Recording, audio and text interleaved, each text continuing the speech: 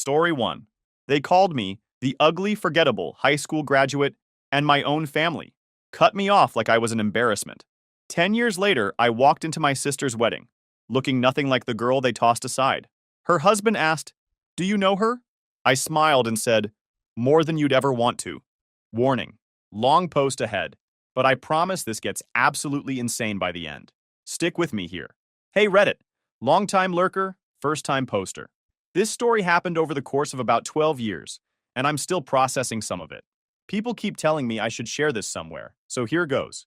For context, I'm 34 now, married, doing pretty well for myself. But this story starts when I was 22 and basically considered the family screw-up. I'm talking about the kind of family that judges success purely by appearances and social status.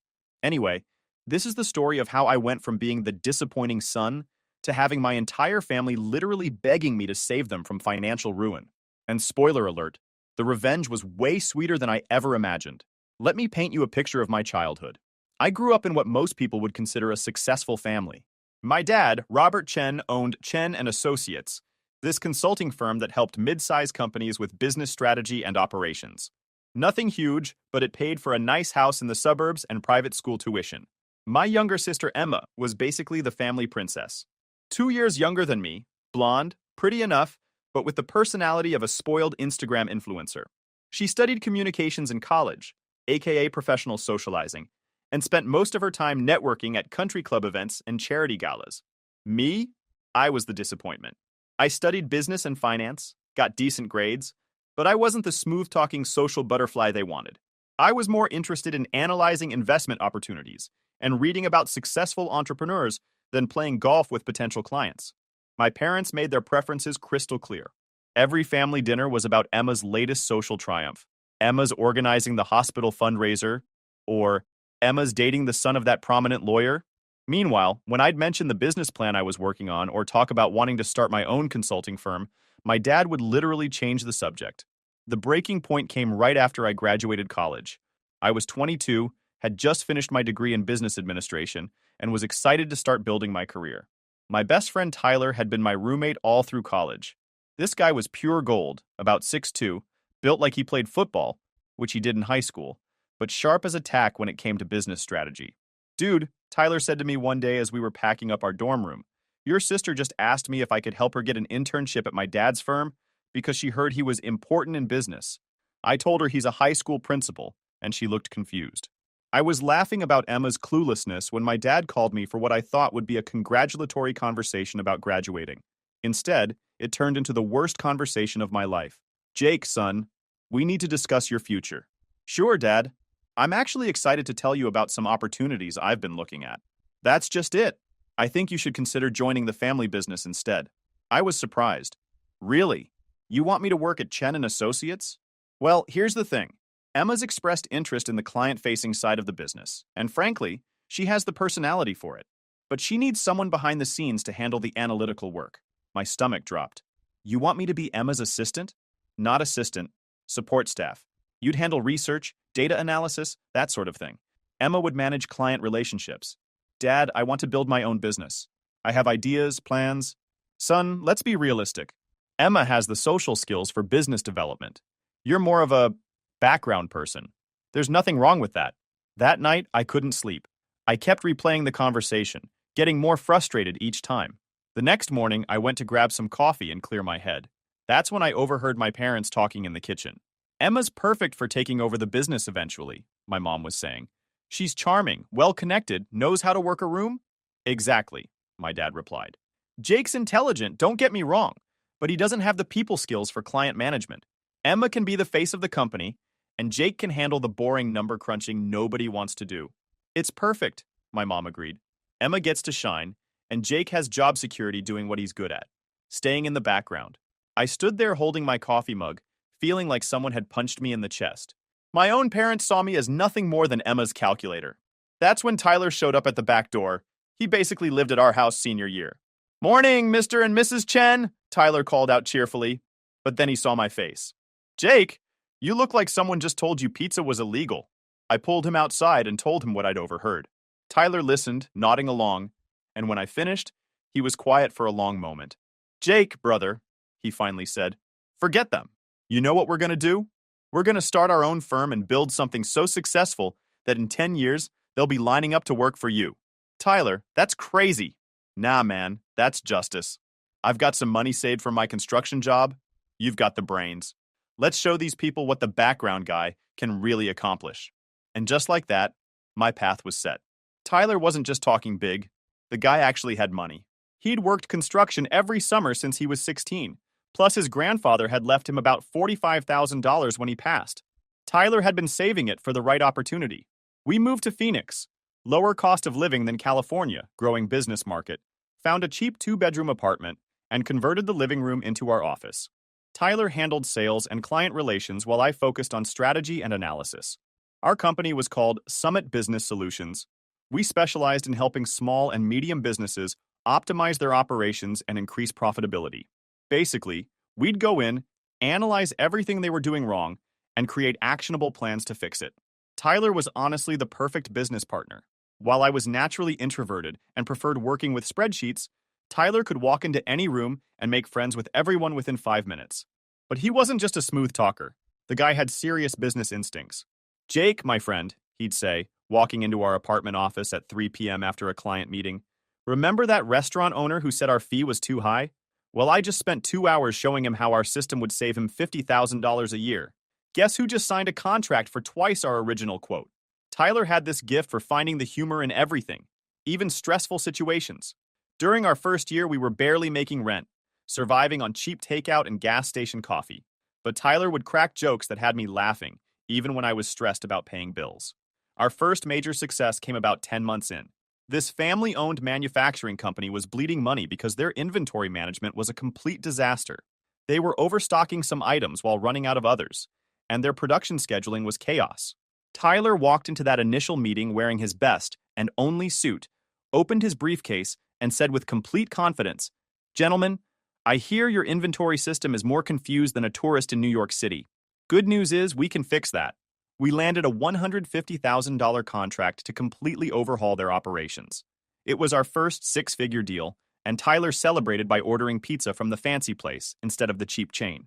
"To Summit Business Solutions," he said, raising his soda, "and to proving that 2 guys with big dreams can beat guys with bigger offices."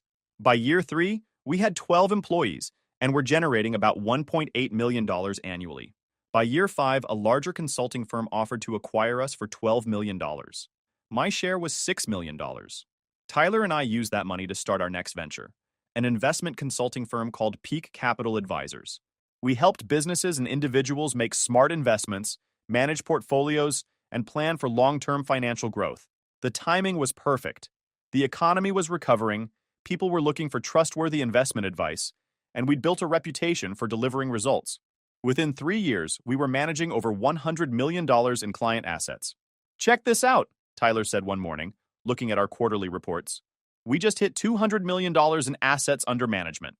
"That's incredible," I replied, still focused on analyzing a potential investment opportunity. "Incredible for us, and our commission checks are about to get very nice. But Jake, when's the last time you talked to your family?" "I don't talk to my family, Tyler. You know that." "I know, but don't you ever wonder how they're doing? Whether they ever think about the son they wrote off?" Honestly, I tried not to think about them. But Tyler had a point. Part of me was curious about what had happened to them over the past decade. "How would I even find out?" Tyler grinned. "Social media, my friend. Let Uncle Tyler do some investigating." A week later, Tyler came back with a full report. Turns out Emma had married some guy named Brandon Walsh 4 years ago. His family owned a chain of car dealerships, and from the wedding photos Tyler found, they'd spent more on flowers than most people make in a year. "But here's where it gets interesting," Tyler continued, pulling up financial reports on his laptop. "Your dad's consulting business has been struggling. They've lost several major clients, and from what I can piece together from public information, they're having cash flow problems." "What about Emma's husband's family?" "Car dealership business isn't what it used to be. People are keeping cars longer, buying used, shopping online. The traditional dealership model is getting crushed." Tyler had discovered something else. Emma and Brandon were apparently throwing a massive 5th anniversary party next month. The kind of party that gets covered in the society pages. "Jake, buddy, this is it. This is your moment." "My moment for what?" "To show them what they missed out on. To walk back into their lives as the successful businessman you've become." I thought about it. I was worth about $25 million at this point, owned a beautiful house in Scottsdale, drove a luxury car, and ran a successful investment firm. Maybe it was time to remind my family that their background person had done pretty well for himself. How would we even get into this party? Leave that to me. I've got connections everywhere. Tyler spent 2 weeks orchestrating what he called Operation Prodigal Son. He somehow managed to get us legitimate invitations through a business connection whose family knew Brandon's parents. We're going as potential investors interested in the automotive industry, Tyler explained. Completely legitimate business interest. The night of the party, I was nervous as heck. I'd bought my first custom-tailored suit, not the off-the-rack stuff I used to wear, but a proper $2,500 suit that made me look like I belonged in boardrooms. Tyler, meanwhile, was excited like a kid on Christmas morning. He'd gone full black tie, complete with cufflinks that belonged to his grandfather. "Jake, you look like $1,000,000, he said, as we pulled up to the Grand Regency Hotel in my BMW. Ready to blow some minds? The hotel was exactly as over-the-top as I'd expected. Ice sculptures, a string quartet, enough flowers to supply a small wedding. Emma had clearly spared no expense. We walked in like we belonged there, with Tyler immediately working the room while I tried to spot familiar faces. It didn't take long to find my parents. They looked older, more tired than I remembered, but they were still playing the social game, networking with other guests. Then I saw Emma, and wow, Tyler hadn't been kidding about the whole trophy wife thing. She was wearing a dress that probably cost more than most people's monthly salary, covered in jewelry, working the room with that fake smile I remembered from childhood. Brandon looked exactly like Central Casting's idea of a rich guy's son, soft around the middle, already thinning hair, but wearing clothes that screamed, "My family has money." "There's our girl," Tyler whispered. "Ready for this?" We spent about an hour mingling, with Tyler introducing us to various guests as successful investment consultants from Arizona. I was starting to relax when I heard a familiar voice. "Jake? Jake Chen?" I turned to see Mrs. Patterson, our old neighbor who'd always been kind to me growing up. "Mrs. Patterson, what a surprise to see you here." "Oh my goodness, look at you. You look so successful and handsome. What brings you to town?" Before I could answer, I noticed the conversations around us getting quieter. People were starting to stare. "Jake?" Another voice, this one much less friendly. My mother was approaching with a look of complete shock. "Hi, Mom." The awkward silence that followed felt like it lasted forever. Tyler stepped in smoothly. "Mrs. Chen, I'm Tyler Rodriguez, Jake's business partner. What a lovely event." My mom looked confused, trying to process what was happening. "Business partner?" "Oh yes, we run Peak Capital Advisors together. Jake didn't mention it? We're one of the fastest growing investment firms in the Southwest." My dad had appeared now, looking equally stunned. "Jake, what are you doing here?" "Brandon's family invited us," Tyler answered before I could speak. "We're always interested in meeting successful business families. The automotive industry presents some fascinating investment opportunities." "Investment opportunities?" my dad asked. Like the concept was foreign to him. "We manage investment portfolios for high net worth individuals and businesses," I explained, finding my voice. "We help people make smart financial decisions and grow their wealth." "You manage investments?" my mom repeated. "We manage about $250 million in client assets," Tyler added casually.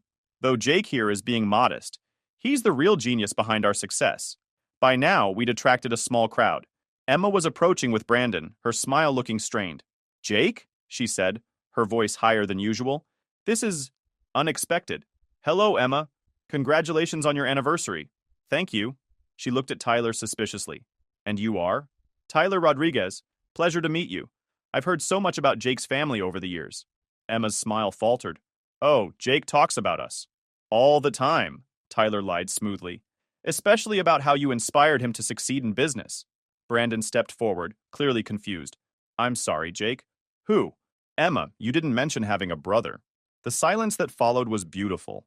Emma's face went through several expressions before settling on barely controlled panic. "Well, Jake and we haven't been close recently. We had a disagreement after college," I explained to Brandon. "Different ideas about business and family obligations." "What kind of business are you in now?" Brandon asked. "Investment consulting and wealth management. We help individuals and businesses grow their financial portfolios." "How's that working out?" my dad asked, his business instincts kicking in despite his shock. Tyler and I exchanged a look. This was the moment we'd been building toward. "Well," Tyler said casually, "our firm was just valued at $80 million in our latest funding round." The number hit them like a physical blow. My parents' eyes widened. Emma grabbed Brandon's arm for support. 80 million? My dad whispered. Million, Tyler confirmed. Jake owns about 45% of the company. I own 35%, and our other partners split the rest. The math was simple enough. I was worth roughly $36 million. The rest of the party was a blur of shocked conversations and awkward small talk. Word spread quickly through the crowd. Emma's mysterious brother was apparently some kind of investment mogul. But the real drama started the following week. 4 days after the anniversary party, my phone started ringing. First my mom, then my dad, then Emma. I ignored all the calls, but Tyler was fascinated by the sudden attention. Jake, your mom left like a 7-minute voicemail, he said, playing it on speaker. She wants to reconnect as a family and discuss potential business opportunities. This is golden. I don't want to reconnect, Tyler. I know, but aren't you curious about what they want? My curiosity won. I called my mom back. Jake, oh sweetheart, I'm so glad you called back. Your father and I have been talking, and we realize we made some mistakes when you were younger. Mistakes? Yes! We should have been more supportive of your entrepreneurial spirit. You've clearly found your calling, and we're so proud of you. The fake enthusiasm made me sick. What do you want, Mom? Well, your father's consulting business has been facing some challenges. We could really use someone with your expertise to help us modernize and expand. My expertise? Investment strategy, business growth, that sort of thing? Maybe you could consult for us or even consider a partnership? There it was. They didn't want their son back. They wanted access to my money and connections. Let me think about it, I said, and hung up. Tyler was grinning. They want you to save their business, don't they? Pretty much. This keeps getting better. What did you tell them? That I'd think about it. But the calls kept coming. Emma called next, her voice sickeningly sweet. Jake, I can't believe how successful you've become. I always knew you were brilliant. Did you? Of course. Listen, I was wondering if we could meet for coffee. Brandon and I have some business ideas that might interest you. What kind of ideas? Well, his family's dealerships could really benefit from better investment strategies. Maybe Peak Capital could help optimize their financial planning? So Emma wanted me to save her husband's failing car lots. Classic. I'll have to check our client roster, I said. We're pretty selective about new accounts. Of course. But family comes first, right? After hanging up, Tyler was practically bouncing with excitement. They're all coming to you for money. This is perfect. Perfect how? Because now you hold all the cards, my friend. Tyler had been doing more research into my family's financial situation. Chen and Associates was in serious trouble. They'd lost their 3 biggest clients in the past 18 months and were behind on rent for their downtown office. My dad had even taken out a second mortgage on the family house. Emma's situation was more complicated. Brandon's family dealerships were struggling, but they weren't broke yet. However, Tyler had discovered that Emma had convinced Brandon to invest heavily in some questionable ventures that weren't paying off. The best part, Tyler said, is that they think you're their salvation. They have no idea what you're actually planning. What am I planning, Tyler? Revenge, my friend. Sweet, calculated revenge. I'm not sure I want revenge anymore. Maybe I just want them to understand what they lost. Jake, these people treated you like garbage for 22 years. They don't deserve your forgiveness. They deserve to learn what consequences look like. That weekend, my dad called personally. Jake, son, I think we need to meet face to face. There are some urgent family matters we should discuss. What kind of matters? The kind that require family to stick together.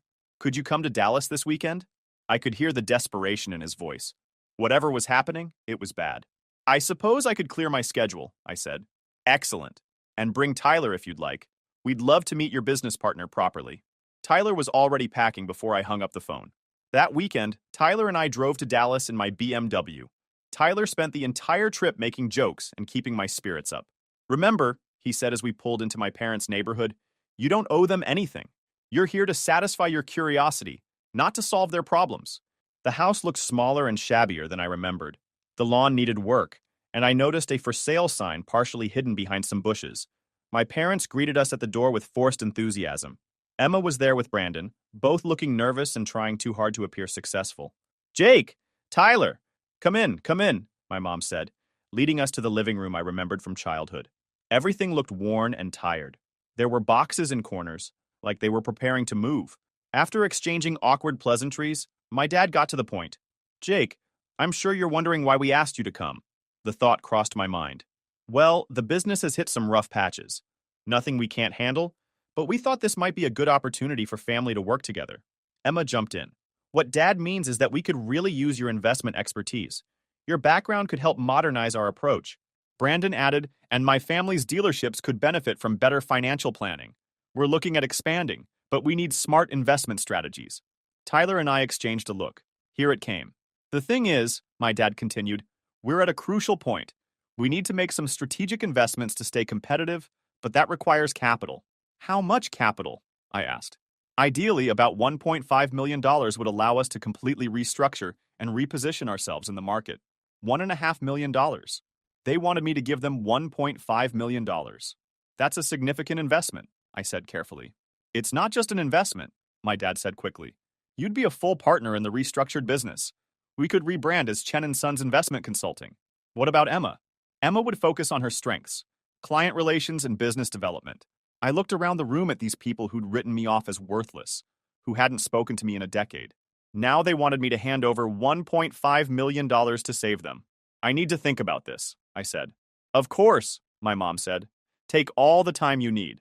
But, Emma added quickly, we are hoping to move forward soon. Market timing is crucial. Translation. They were desperate and running out of time. After dinner, Tyler and I drove back to Phoenix, mostly in silence. Finally, Tyler spoke up.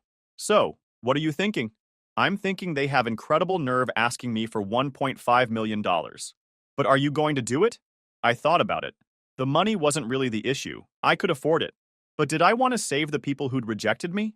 Tyler, what would you do? Honestly, I'd probably tell them to pound sand. But you're a better person than me. Am I, though? Yeah, you are. But that doesn't mean you owe them anything. When we got home, I made a decision. But it wasn't what they were expecting. Instead of giving them money, I decided to teach them a lesson about consequences. Over the next month, I put together a plan that Tyler called absolutely diabolical but completely legal. Instead of giving my family $1.5 million, I started quietly acquiring their debt through intermediary companies. When businesses are struggling, their creditors often sell outstanding debts to collection agencies for pennies on the dollar rather than dealing with lengthy collection processes. Through various investment vehicles, we purchased the debt that Chen & Associates owed to their landlord, suppliers, and creditors. We also bought some of the paper on Brandon's dealerships. All told, we spent about $600,000 to acquire roughly $1.8 million in debt that my family owed. Legally, that made us their biggest creditor. Jake, Tyler said, reviewing the paperwork our attorney had prepared, this is brilliant. You're not giving them money, you're becoming the person they owe money to? Exactly. They wanted family to work together. Now we're working together as debtor and creditor. The beauty of it was that we could restructure their debt on our terms, or demand immediate payment if they defaulted. Meanwhile, I kept getting increasingly desperate calls from my family. Jake, honey, have you made a decision about the investment? My mom asked during one particularly pathetic call. Still evaluating the opportunity, Mom. It's just that we're facing some cash flow challenges, and timing is really critical. What kind of challenges? Some creditors are being unreasonable about payment schedules. They want money faster than we can generate it. That does sound stressful. It is. But with your investment, we could pay everyone off and focus on growing the business. What she didn't know was that I was now one of those unreasonable creditors. The endgame came on a Friday afternoon. Our attorney called to confirm that all paperwork was properly filed. It's done, he said. You now control enough of their debt that you can essentially dictate terms for restructuring or force them into bankruptcy if they default. Tyler was practically glowing. Time to make some calls. I called my dad first. Jake, perfect timing. We really need to finalize the investment arrangement. We're facing some urgent deadlines. What kind of deadlines, Dad? Creditors wanting payment by Monday, or they're threatening legal action? That sounds serious. Who are these creditors? Various parties, landlords, suppliers, banks. But Jake, if you could transfer the investment funds, we could resolve everything by Monday morning. Dad, I need to tell you something. I've decided not to invest in Chen & Associates. The silence was deafening. What do you mean? I mean, I'm not giving you $1.5 million. But Jake, we're family. We need your help. You need my money. There's a difference. That's not fair. We've acknowledged our mistakes. We want you to be part of the family business. The family business that's about to default on its debts? We're not defaulting. We just need some short-term capital to bridge these cash flow issues. Dad, what would you say if I told you that one of your major creditors wanted to meet Monday morning to discuss payment terms? I'd say we'll work something out. We always do. Good. Because you have a meeting at 9 a.m. Monday with Summit Holdings. Summit Holdings? I don't remember owing money to. Summit Holdings is my company, Dad. I bought your debt. The phone went completely silent. You did what? I purchased the debt you owe to various creditors. Congratulations. Your son is now your biggest creditor. That's impossible. It's completely legal. Tyler can explain the paperwork if you'd like. Jake, you can't do this to your own family. I'm not doing anything to you, Dad. I'm offering you a business opportunity, a chance for us to work together. This is different. How? Because we're family. Exactly. And family should work together. So here's my offer. I'll restructure your debt on very reasonable terms, but Chen and Associates becomes a subsidiary of Peak Capital Advisors. A subsidiary? You work for me now, Dad. I make the business decisions. I manage the client relationships. You follow my direction. You and Mom can stay on as employees with decent salaries. You want us to work for you? I want you to contribute to a successful business instead of running one into the ground. And if we refuse, then Monday morning you'll be in default on $1.8 million in debt, and I'll have to pursue collection through the courts. After a long pause, he asked quietly, Would you really bankrupt your own family? Dad, you're already bankrupt. I'm offering you a chance to keep working instead of losing everything. I need to discuss this with your mother. Of course. You have until Monday morning to decide. Emma's call was even more satisfying. Brandon answered first. Jake, great to hear from you. Emma and I have been talking about those investment opportunities we discussed. Actually, Brandon, I'm calling about your dealerships. Oh, what about them? I understand you're having some cash flow problems. Well, it's been challenging, but we're optimistic about the future. I'm sure you are. Brandon, as of yesterday, I own the debt on your Mercedes and BMW locations. Silence. You what? I purchased your outstanding loans from the banks. You now owe me approximately $1.3 million. I could hear Emma in the background asking what was wrong. Jake, this is insane. Why would you do this? Business opportunity, Brandon? Just like you mentioned, our family's working together. This isn't working together, this is hostile. No, hostile would be calling the loans due immediately. I'm offering to restructure your debt. What are your terms? You sell both dealerships to companies I designate. You and Emma can stay on as managers, but you work for me. Emma grabbed the phone. Jake, you can't do this to us. Emma, I'm not doing anything to you. I'm offering you employment. Employment? We own these businesses. The banks owned these businesses. I bought the bank's debt. So now I own the businesses. This is revenge. You're getting back at us. This is business, Emma. Nothing personal. Jake, please. Brandon and I are in real trouble. We need help, not more problems. I am helping. You can keep your jobs, maintain your lifestyle, but you work for me now. What if we refuse? Then Monday morning you'll be in foreclosure on both dealerships. Monday morning, Tyler and I walked into the conference room at our attorney's office. My entire family was waiting. My parents, Emma, and Brandon all looking like they hadn't slept in days. Good morning, I said, taking a seat across from them. I trust everyone had a good weekend? Nobody answered. Our attorney spread out the documents. We have restructuring agreements that will allow you to maintain your current positions while working within the Peak Capital Advisors corporate structure. This is extortion, my dad said quietly. No, sir, our attorney replied.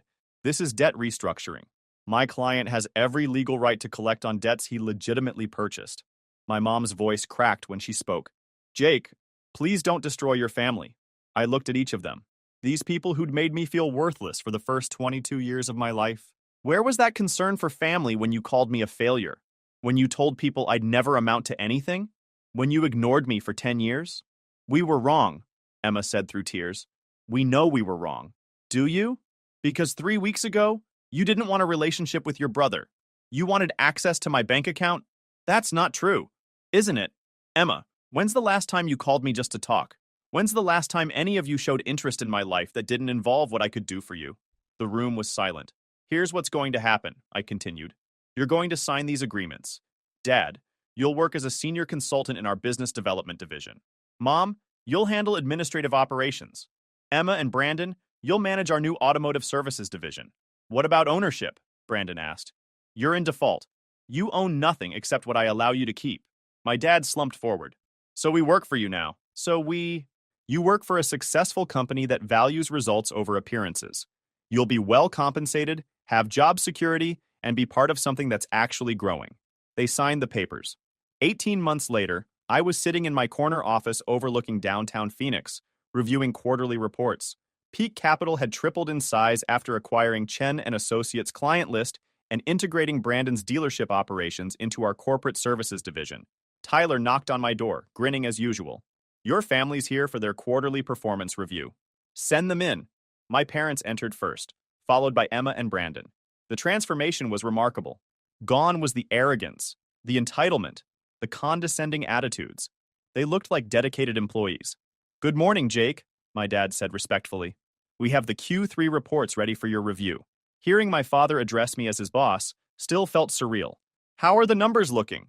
Strong across all divisions, my mom replied, consulting her tablet. The consulting division brought in $2.1 million in new contracts this quarter. The automotive division is up 18% over last quarter, Brandon added. The integrated financial services are really resonating with dealership owners. Emma spoke last. Marketing campaigns for our premium services exceeded targets by 25%. They'd all become competent, hardworking employees. Amazing how people perform when their jobs depend on actual results. Excellent work, everyone. Dad, how are you finding the transition to working with larger corporate clients? It's challenging but rewarding. These companies have complex needs that require real expertise and careful attention to detail. Translation. He'd finally learned that business success required more than charm and connections. Emma, how are things with you and Brandon? We're doing well. We've actually started talking about having children now that we have stable careers. That's wonderful. Nothing builds character like having people depend on you. After they left, Tyler sat down across from my desk. They're actually doing good work, he said. Your dad's become a solid consultant, and Emma's not bad at client relations when she applies herself. They were never incompetent. They were just entitled. Take away the safety net, and suddenly they develop work ethic. Any regrets about how this all played out? I thought about it carefully. Honestly, they're better people now than they were when they thought they were superior to everyone else. My phone buzzed with a text from Emma. Jake, would you and Tyler like to come to dinner Sunday? Brandon's making his famous barbecue ribs. It was the first genuine social invitation I'd received from my family in over a decade. Tyler, want to have dinner with my family this weekend? The same family that used to treat you like a failure? The very same. And now they're inviting you because they've learned that relationships require effort from both sides. Is that what this was all about? Teaching them about effort and respect? Partly. But mostly it was about proving to myself that I didn't need their approval to be successful. That Sunday, we drove to Emma and Brandon's modest but comfortable house. Emma greeted us at the door wearing casual clothes instead of her usual designer outfits. Jake, Tyler, come in. Brandon's out back getting the grill ready. The house was nice but not extravagant. No expensive art, no designer furniture, no conspicuous displays of wealth. It looked like a normal home where normal people lived. Over dinner, something remarkable happened. We had an actual family conversation. No business talk, no asking for favors, no sucking up. Just people talking. Emma shared funny stories about difficult clients. Brandon complained about having to work weekends sometimes. My parents asked about Tyler's girlfriend and whether I was dating anyone. For the first time in my adult life, I sat at a table with my family and felt like we were equals. Story 2. I, 54 male, got divorced from my wife. 48 female 8 years ago, and my daughter 28 female cut all contact with me and chose her mother's side without even asking me how I felt. Even though my divorce was nearly a decade ago, it has taken a lot of time for me to accept how things turned out to be and make peace with my life. This has been partly because my ex-wife tried to completely destroy my reputation, but mostly because I really love my daughter. And being completely shut out from her life was harder than anything as she was an adult. At the time, there was no way for me to be in her life unless she wanted me to be. And she seemed sure of her decision to pick her mother over me. I don't have any family of my own except my mom who had Alzheimer's, so the whole ordeal was definitely one of the worst things that has ever happened to me. I tried to contact my daughter several times after the divorce, but she was dead set on being on her mom's side and didn't even try to hear my side of the story. At one point, my ex reached out to me and sued me for harassment. If I didn't leave my daughter alone, that spelled things out for me, and I stopped contacting her. I spent the last 8 years taking care of my mom and focusing on my career. I've had a few casual relationships here and there, but I feel like I can't truly trust another person after my divorce. Anyway, that has been my life for nearly a decade. Sorry if I seem like a downer. The reason I am writing this post is because my daughter recently reached out to me. After all of this time, I was over the moon and thought that she has finally come to her senses and understood that the divorce was not just my fault. It was also comforting in particular because my mother recently passed away, and I've been dealing with that grief by myself and was craving some comfort and family. So my daughter reached out to me a few months after my mother passed away. I got a call from a number I didn't recognize, and I picked up to hear a woman's voice on the other side. I didn't know it was my daughter and didn't even recognize her voice because it had been that long since we spoke. And I was quite shocked when she introduced herself. She said that she saw on Facebook that her grandma passed away and wanted to check up on me. I was taken aback. I didn't even know that she kept tabs on me online and thought that was sweet of her. I thanked her for calling and said that I was doing all right and told her that I missed her. We talked for a bit and she said that if I wanted to meet and actually catch up in person instead of the phone, she would like that. I was extremely happy and agreed immediately. We agreed to meet at my house over the weekend. I was really excited about meeting her after all these years. So I am writing this post to share my excitement with anyone who might be reading. I hope we can rebuild our relationship again, or at least get to know each other. My daughter came over to have dinner with me because I wanted to cook for her. I was nervous and excited when I first opened the door. I absolutely didn't recognize her because it's been nearly a decade since I last saw her, and she was just a little girl. Back then, we started talking, and even though it was a little awkward at first, I think we both opened up after a while. She told me about her life and what she does for work, and I told her about my life after dinner. We finally acknowledged the elephant in the room. I asked her why she never bothered to listen to my side of the story during the divorce and chose her mom by default. I mean, I admitted that her mother was more present as a parent because she was a stay-at-home mom. And back then, I worked in construction and worked long hours. But I always tried my best to take out as much time as I possibly could for my daughter. My daughter then said that she regrets how things turned out and that she was too young to think things through and got manipulated by how her mom made things sound. Basically, my ex-wife painted me as the ultimate bad guy who didn't care about anyone except himself. And since she never got to hear my side of the story, she never questioned whatever her mom said.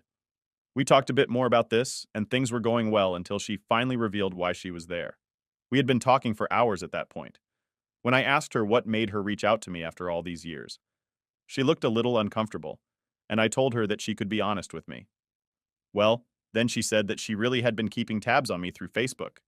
And when she found out that her grandmother had died, she thought lawyers would contact her about her inheritance.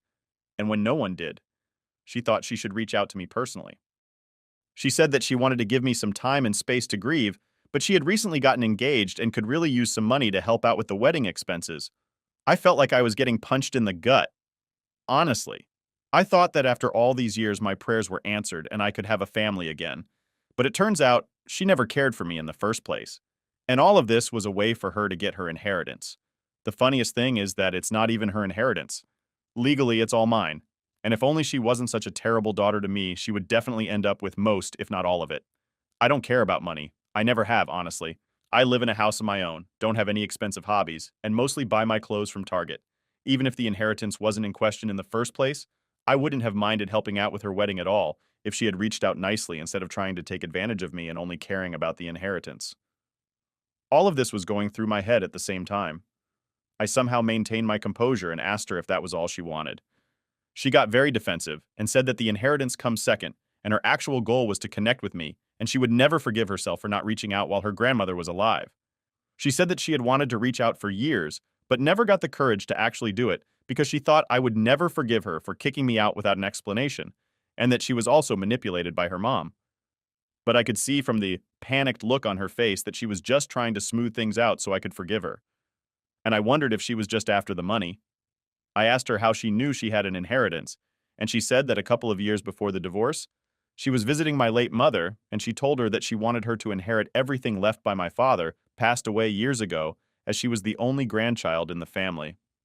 I don't have any siblings, and at that point, my marriage was fine. So I understand why my mother might have said that to my daughter.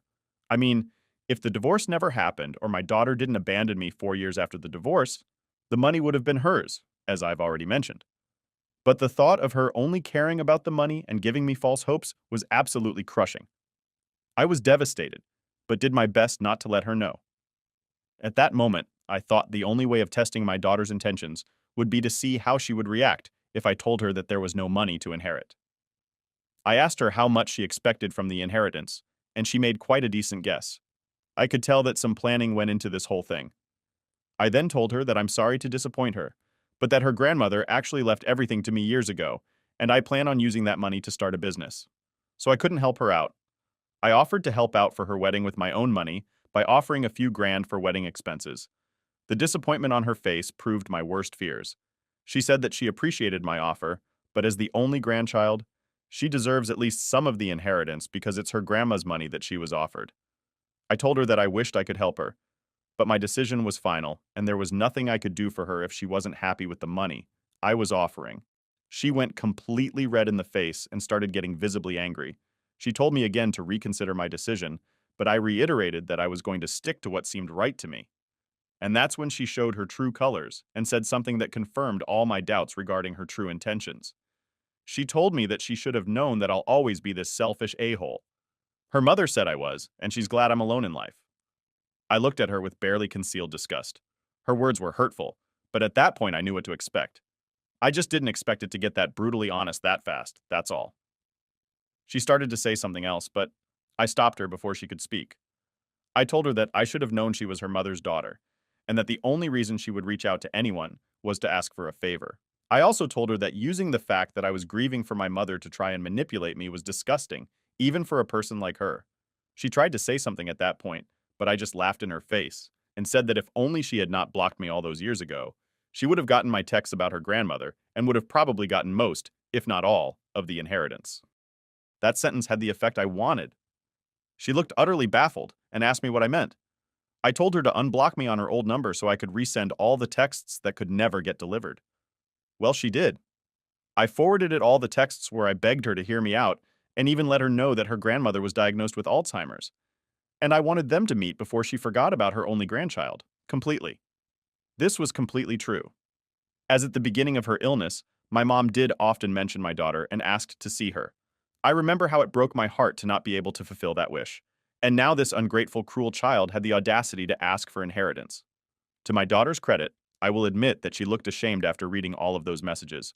She apologized to me, but said that looking at these messages, it was clear that her grandma would want her to have her share of the inheritance. And it isn't fair for me to punish her like this. She said that she was young and didn't know any better during the divorce, or else she would have handled things differently. She also told me that she genuinely wants to rebuild our relationship, and if I choose to be selfish now, she won't feel comfortable in continuing our relationship. I told her that if money is what makes or breaks it for her, then maybe it's better if we don't have a relationship at all. I wanted to believe her when she said all that crap about rebuilding our relationship. I truly did. But at that point, I couldn't. I told her that I would consider giving our relationship another chance, but the inheritance was out of the question. She looked at me with pure hatred and left my house. I didn't try to stop her at all. Since then, I've spoken to a few of my friends. Most of them agree that I did the right thing. But one of my closest friends said that since I don't really care about the money, I should just forget about it and let my daughter have at least some of it, if it meant having family in my life. I don't agree with this, but ever since he said it, I can't get it out of my head. Should I give my daughter part of my inheritance? Update 1. Hi there.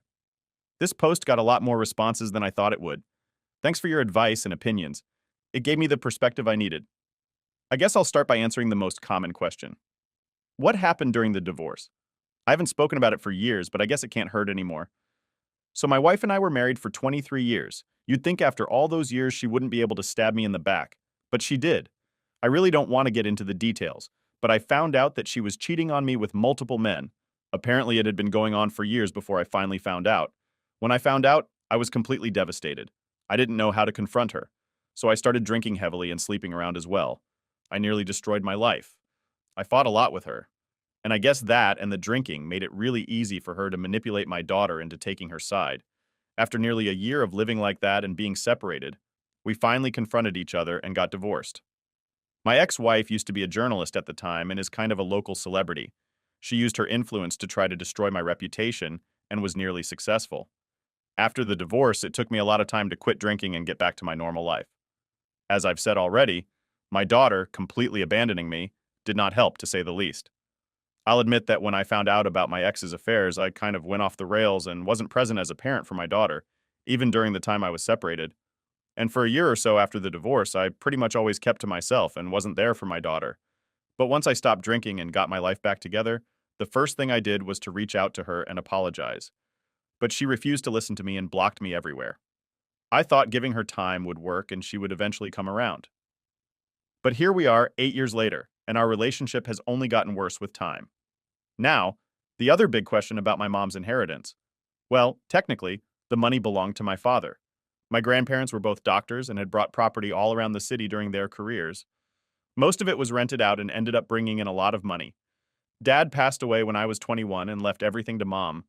All of it remained in her name during my marriage and for a few years after my divorce, while her health was still right after Mom passed away. I received everything as her sole heir. My wife didn't receive anything in the divorce except the alimony till she got remarried a few years ago because my mom owned everything at the time. So the way things stand, my daughter never even got close to owning anything. She knew, of course, that her grandma was a landlady and owned a couple of Airbnbs, but I never touched any of that money because the money I made from my old construction business was more than enough to live comfortably. I hope I've answered all your questions. Also, my daughter hasn't reached out to me after that night, and I don't think she will. To be honest, I think she made it pretty clear that she only put up with this whole show for the inheritance. And now that it's out of the question, I don't expect to see her around anymore. I'd be lying if I said I am not at all upset about it, but at this point I know not to expect too much out of people, no matter who they are. So that's that, I guess. Thanks to all of you for sending support. I appreciate it. I also think it's maybe time for me to put myself out there. Maybe get back into dating and find companionship, instead of expecting ghosts from my past to come around. Update 2. It's been quite a week, guys. I thought that would be my last and only update, but I guess life had other plans. Anyway, I had just gotten back from work and was considering going out with a couple of buddies when the doorbell rang. I wasn't expecting anyone but open the door. And there she was. My worst nightmare. She has changed her hair and lost some weight, so it took me a couple of seconds to recognize her. But it's hard to forget someone you were together with for decades. Seeing her was quite a shock to say the least. I didn't know what to say, so I just stood there awkwardly. She then asked me if I had a moment to talk about some stuff. I was hesitant, but didn't want it to stand there at my door, so I just invited her in. It was really awkward, as you guys can probably imagine. We made small talk about this and that, and then she said that she understood that this was a little strange, but there were some things she needed to tell me. I asked her to go on, and she said that our daughter reached out to her and told her about the inheritance. I think I kind of saw that coming. I mean, why else would she need to speak to me after all these years? Anyway, she said that she understood the divorce was really hard on me, and that she took things further than she probably should have. I just scoffed at that, but she ignored my reaction. She then said that I shouldn't punish my daughter for what happened between the two of us. She said some of the same things my daughter has said, such as her being very young at the time of the divorce, and how I can't be resentful towards her for choosing her mother over me. I just stopped her at that point and said that I have no resentment towards anyone anymore, and that even if I held on to any anger, it wouldn't be towards our daughter. I told her that I was hurt at the realization that after all those years, she only thought of reaching out for her father because there was a possibility of getting some money out of it. I told her the same thing. I told my daughter that if she had the decency to try and reconnect earlier, she would have ended up with the inheritance. My ex tried to put up some sort of defense, but I told her that my decision was final, and if they're just going to go around in circles about this one thing, then they're wasting everyone's time. I said that I had plans, and that if there was nothing else to discuss, she should probably leave. She nodded and apologized for bothering me, and I told her there was no need for that. And she left. After she left, I just sat there in disbelief. I never expected to ever see her again, let alone have a conversation in my home. It was strange, and brought up a lot of old memories that I would rather not have thought about ever again. I went out with my friends and tried to forget all about it. So yeah, that happened, and I needed to get it off my chest because thanks for reading along if you're still here. Update 3. I have another update for you guys. So, this afternoon, soon, I was at work when I got a call from my daughter. I thought of not picking up, but curiosity got the best of me, and I picked up. I picked up and straight away told her that if this was about the inheritance, that I really don't think there's a point in us having a conversation. She said that there was something else she wanted to talk about. I asked her to go on, and she said that she had been thinking a lot about what happened and felt she owes me an apology. She said that she understood that she should have done things differently, and that if I was willing to forgive her and give our relationship another chance, then she would be happy to have me at her wedding. I was really taken aback, to say the least. I asked her if she was sure about it, and she said yes, and that I could take some time to think about it and let her know if I'd be there or not. I said, all right, and we hung up. I'm really confused now. A part of me is overjoyed at the thought of being at her wedding, but I also can't seem to shake the feeling that this is just some way for her to be on my good side and eventually get the inheritance. At the same time, if she's actually being genuine, I don't want to sabotage my chance at being in her life. If I say no and she never reaches out again, I could hardly blame her. I'd appreciate some advice if anyone would like to help me out. Update 4. I've decided to go to the wedding. Many of you said that going to the wedding couldn't do any harm. I guess that makes sense. It's not like I have to do anything in return for being invited to the wedding. Also, no, I am not in the wedding party. I'd just be a guest. I'm fine with that. As I understand that going from someone she hasn't spoken to in 8 years to someone walking her down the aisle at the wedding is a big leap. I don't think either of us would be comfortable with that. I really do hope this is the start of a new chapter and that we can build something meaningful out of this. Thanks to all of you for listening and all the advice you've given. I appreciate it and hope you guys wish me luck. Update 4. I attended my daughter's wedding, and I must say, the experience was more emotional and revealing than I had anticipated. Arriving at the wedding was a whirlwind of emotions. I was nervous, skeptical, but somewhere deep inside, hopeful. The venue was beautifully decorated, and as I walked in, I felt an overwhelming sense of what could have been over all these years. Seeing my daughter in her wedding dress was a moment I'll never forget. She looked absolutely stunning, and for a moment I saw the little girl I used to know. We locked eyes briefly during the ceremony, and I could see her emotions were as mixed as mine. The reception was where things took an unexpected turn. My daughter approached me during the evening. It was the first time we had spoken face to face since our last rather uncomfortable meeting. She thanked me for coming, and her voice cracked a little. It seemed genuine. Then she asked if we could step aside to talk privately, to which I agreed, albeit with a guarded heart. We found a quiet corner, and she started by apologizing for the way she had approached me previously. She admitted that her actions were driven by confusion, hurt, and a misguided understanding of our past. It was a heartfelt apology, and she acknowledged that she had made mistakes in handling our relationship. She expressed a desire to start anew, not because of money or inheritance, but because she genuinely missed having her father in her life. She told me about her therapy sessions, where she had begun to understand the complexities of our family dynamics and her own reactions.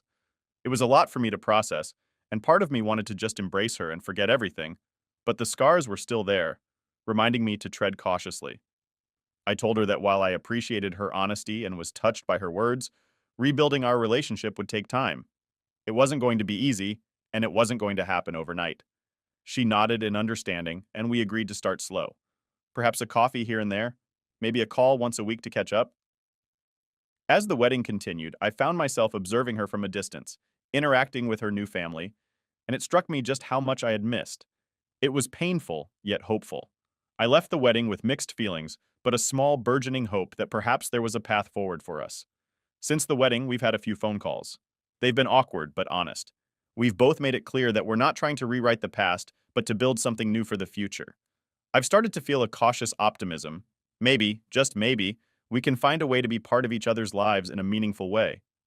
For anyone reading this who's gone through similar rifts, know that reconciliation is possible, but it requires openness, honesty, and a lot of patience. I'm learning to take things one day at a time, appreciating the small moments of connection as they come. Thank you to everyone who has followed my updates and provided advice. Your words have been a comfort and a guide through this tumultuous journey. Here's to new beginnings, however uncertain they may be. Update 5. It's been several months since my daughter's wedding, and I'm pleased to report that our relationship has continued to improve gradually. We've been meeting for coffee regularly, and sometimes going for walks in the park. These meetings have become something I look forward to, a sign that healing is indeed possible, even after years of distance and hurt. Our conversations have deepened over time. We've discussed more than just surface-level topics, venturing into our past, our feelings, and how we've each perceived the events that led to our estrangement. It's been a challenging process confronting the past like this, but it's also been profoundly healing. My daughter has shared more about her life, her fears, and her aspirations, and I've opened up about my struggles and regrets. Recently, she invited me over to her house for dinner, the first time I've been to her home since she moved in with her husband. It was a significant step for us, and I could tell it meant a lot to her to host me. The evening was relaxed and enjoyable, a far cry from the tense encounters we used to have. Her husband, who has been supportive of her efforts to rebuild our relationship, was a gracious host. I am grateful for his role in helping bridge the gap between us. During dinner, my daughter brought up the topic of the inheritance again, But this time, the conversation was different. She apologized for how she initially handled the situation, acknowledging that her approach was influenced more by external pressures and her own financial fears than by a genuine desire for reconciliation. It was a moment of honesty that helped to clear the air between us. She made it clear that while the inheritance was a factor in her reaching out, it wasn't her only reason, and she regretted that it had overshadowed her genuine desire to reconnect. I listened, understanding more about her pressures and the complexities of her situation. After a deep discussion, we both agreed that any financial discussions should be transparent and fair without letting them define our relationship. Seeing the growth in her and the effort she's making to mend our relationship has reassured me that our reconnecting is based on more than just financial interests. It's based on a mutual desire to be part of each other's lives again. In light of this, I've started to consider setting up a trust fund for her, one that would provide her with security, but also ensure that our relationship progresses without the looming shadow of financial expectations. I plan to discuss this with her openly to set clear boundaries and intentions. On a more personal note, reconnecting with my daughter has encouraged me to open up more in other areas of my life. I've been reaching out to old friends and have even started dating someone. It's early days, but it feels good to be moving forward, not just in my relationships, but in life generally. I want to thank everyone who has offered advice and shared their thoughts with me throughout this journey. Your insights have been invaluable and have often provided me with the courage to take the next step. Here's to continued healing and new chapters. Cheers. Story 3. My son called. Dad, I'm at the police station. My stepdad attacked me and filed a false report. I asked which officer. Sergeant Williams, I said. Sit tight. 20 minutes. I didn't call a lawyer. I showed up in uniform. The sergeant froze. Captain? Hey, Reddit. This is a story I never thought I'd have to tell.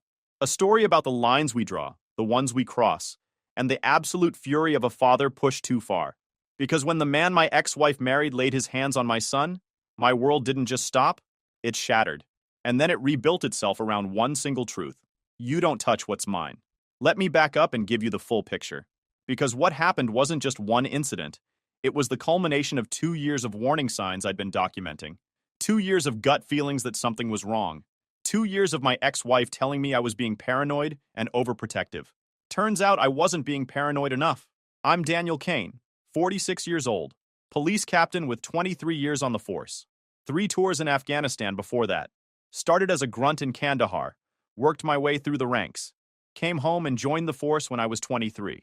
Worked patrol for 5 years, made detective at 28, sergeant at 32, lieutenant at 38, and finally captain at 42.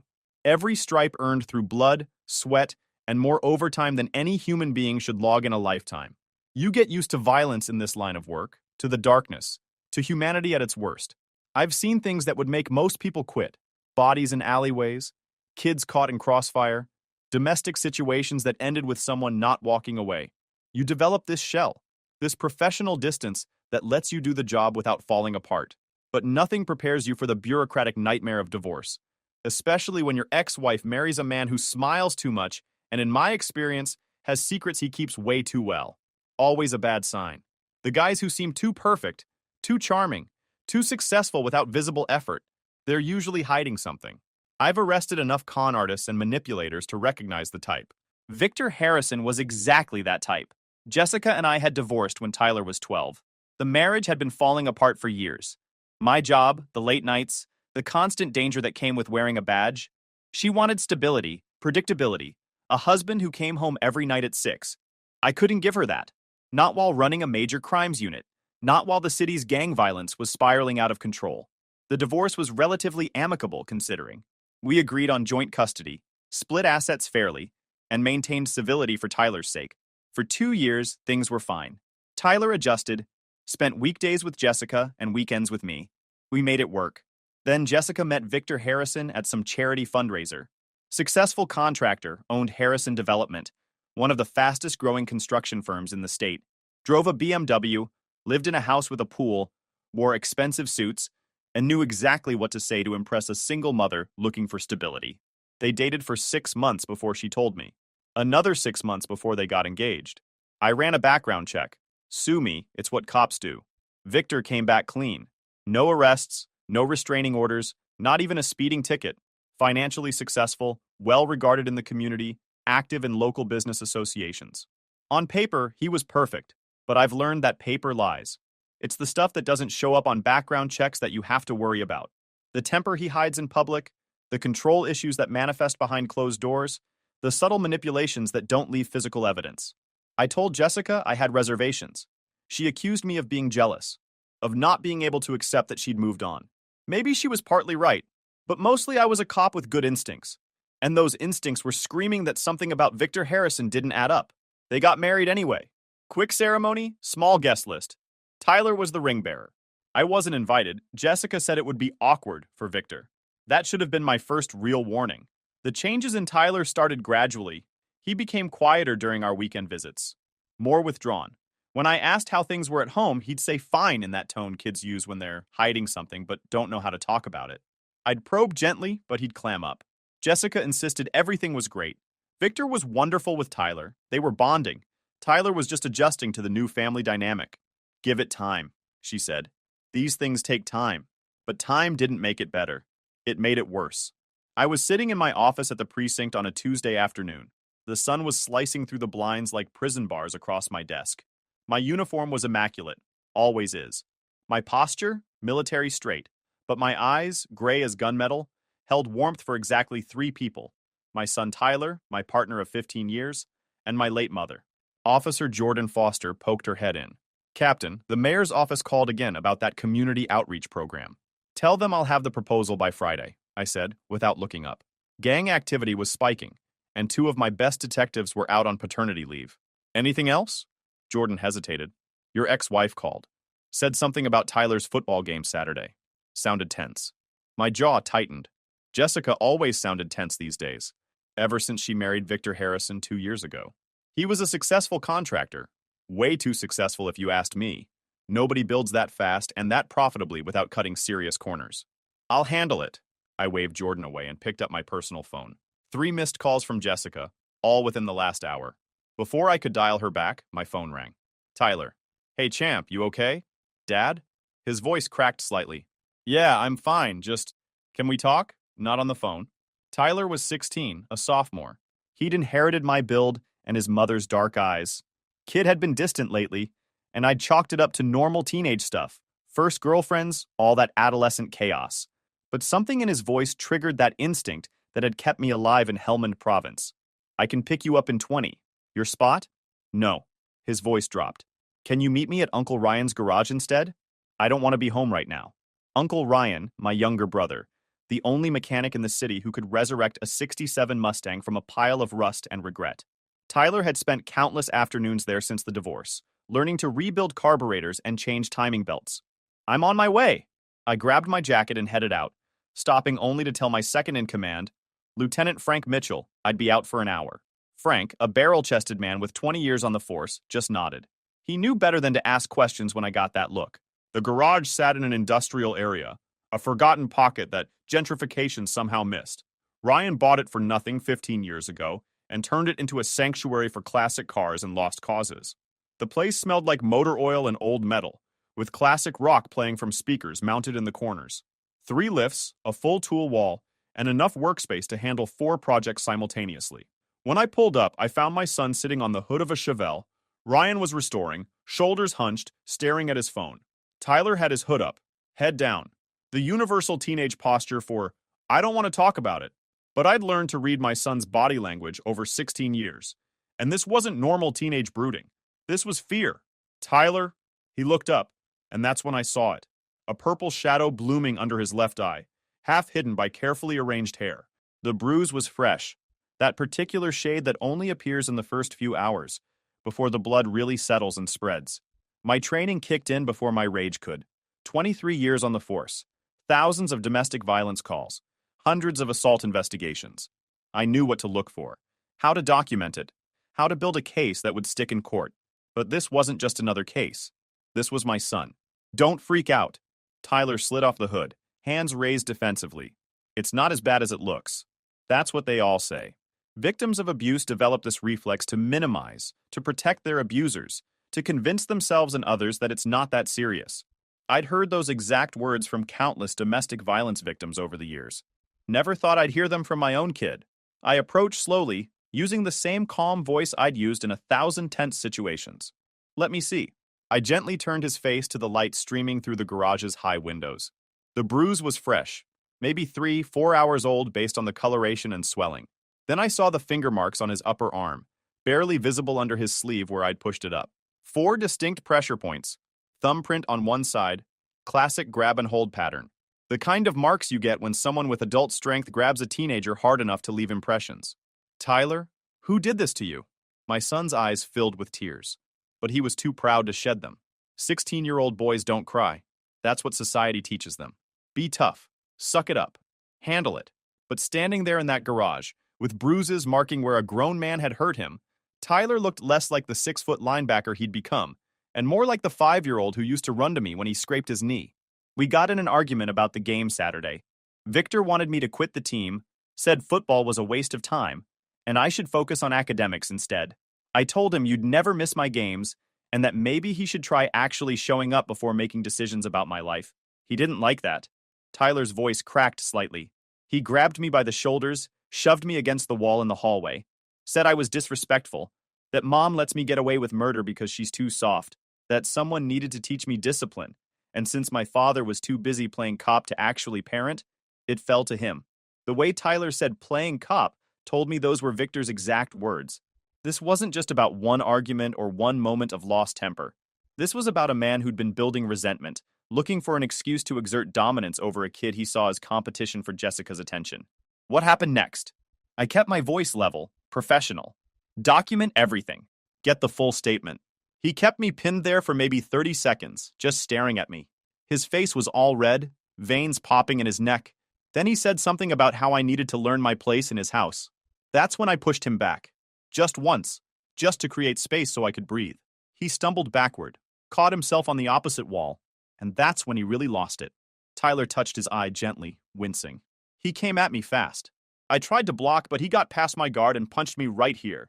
Then he grabbed my arms. Tyler showed me the bruises, 4 on each arm, and shook me, hard. Kept saying I disrespected him in his own home, that he wouldn't tolerate insubordination from some punk kid. Insubordination. Military term. Victor had never served. I'd checked his background, but he used the language of dominance and hierarchy, of command and control. Classic authoritarian personality type. These guys see every relationship as a power dynamic where they need to be on top.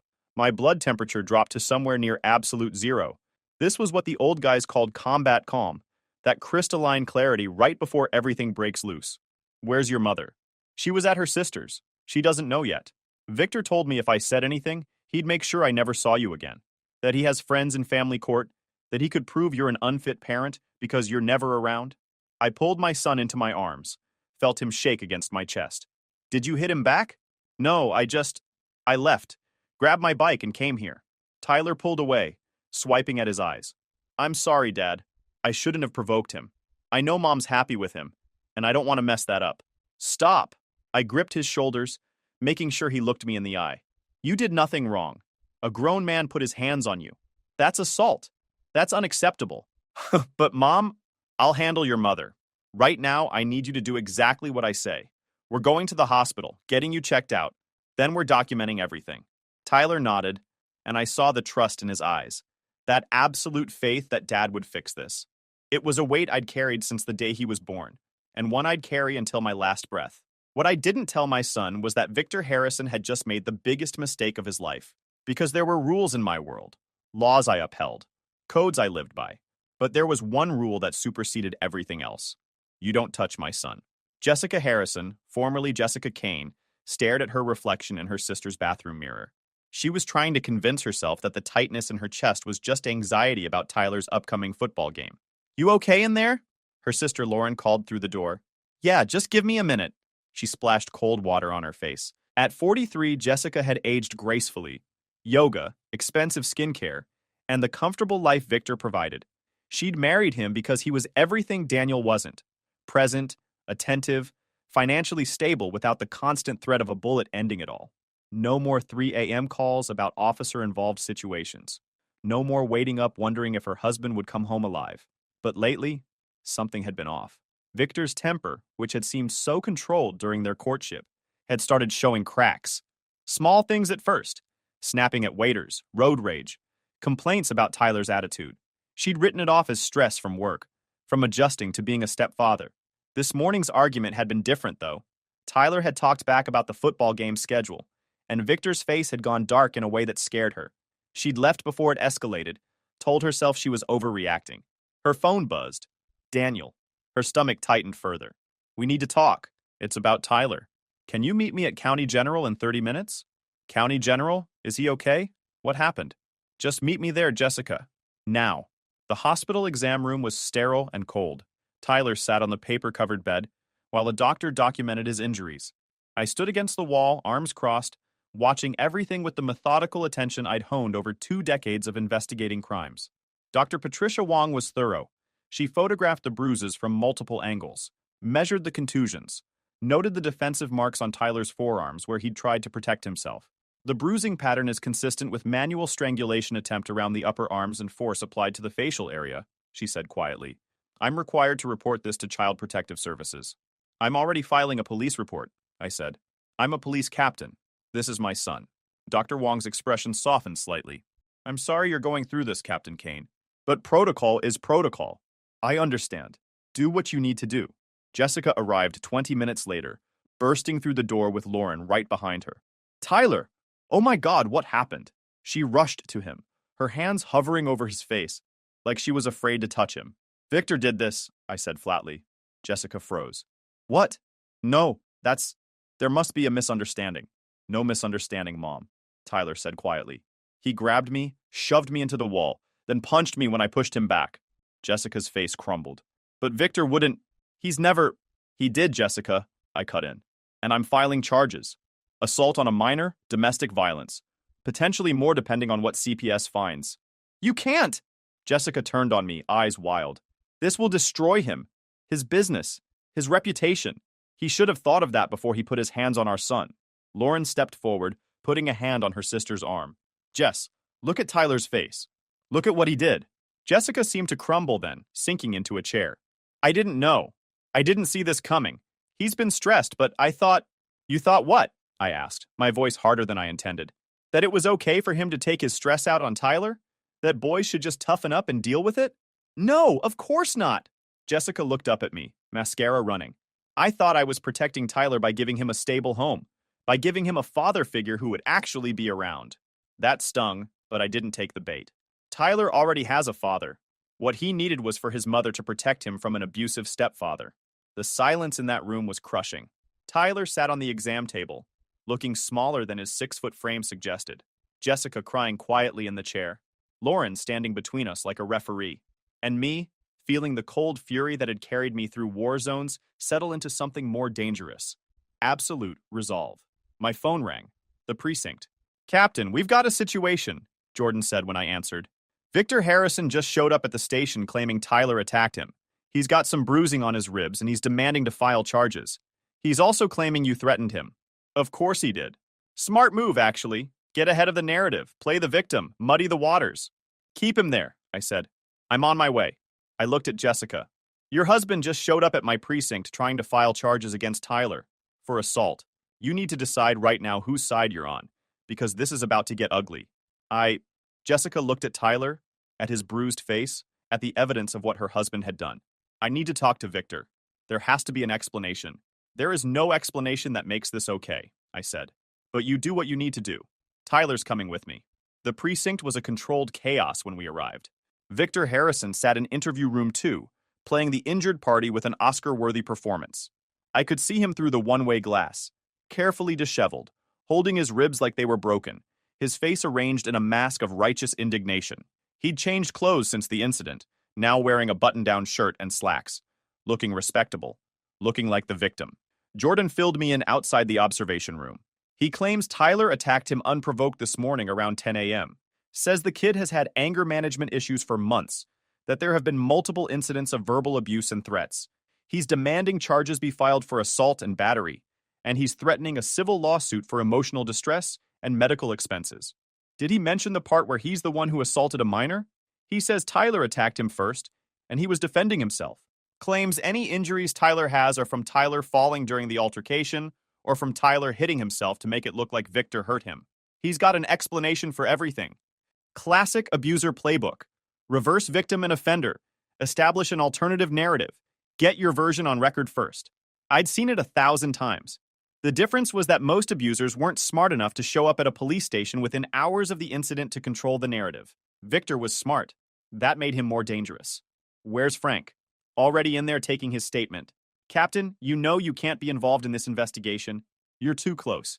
Any defense attorney worth their salt will claim bias, conflict of interest, compromised objectivity. She was right, and I hated it. Standard protocol when officers or their families are involved.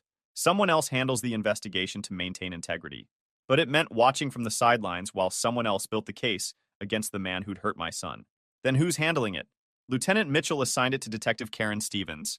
She's on her way in now. Should be here in 20. Karen Stevens, 15 years in Special Victims Unit, specializing in domestic violence and child abuse cases. Tough as they come, thorough as hell, and wouldn't buy Victor's performance for a second. She'd seen enough liars to recognize one when she saw it. If anyone could nail this case down tight, it was Karen. Good. I want everything by the book. Every procedure followed exactly. No shortcuts, no assumptions, nothing that could be challenged in court. This case needs to be airtight.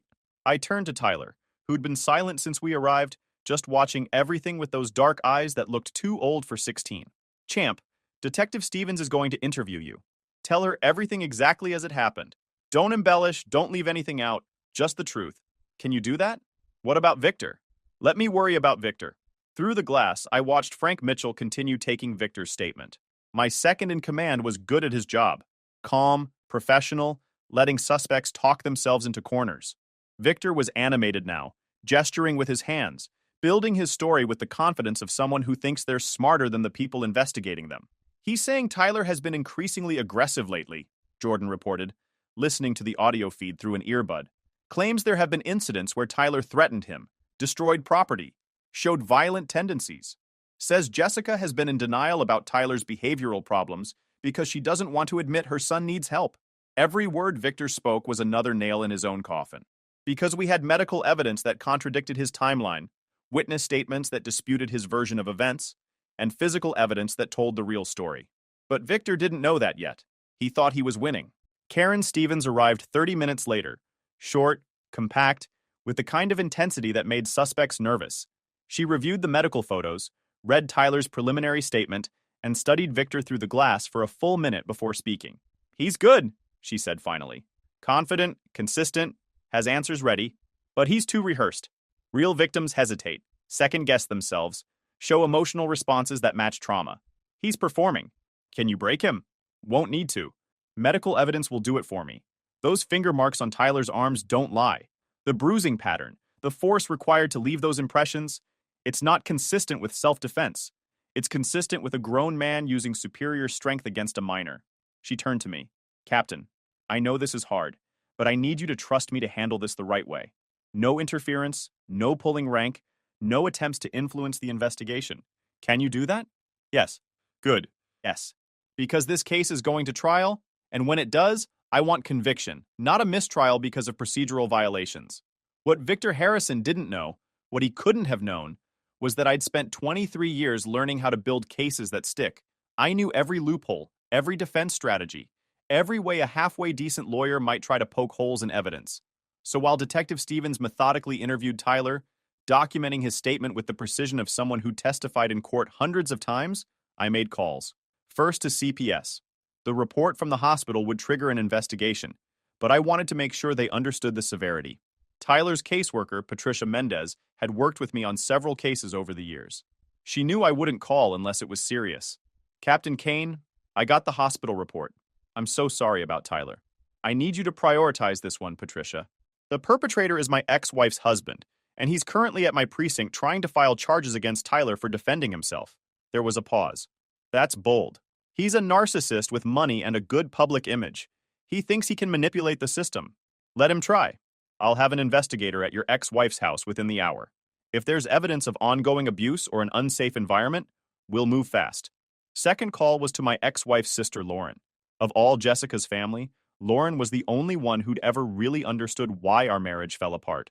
She'd been through her own divorce from an emotionally abusive husband, and she recognized the signs. Lauren, I need you to keep Jessica away from Victor until this gets sorted out. Don't let her go home. Don't let him convince her to meet somewhere. He's going to try to manipulate her. Already on it. She's staying at my place tonight.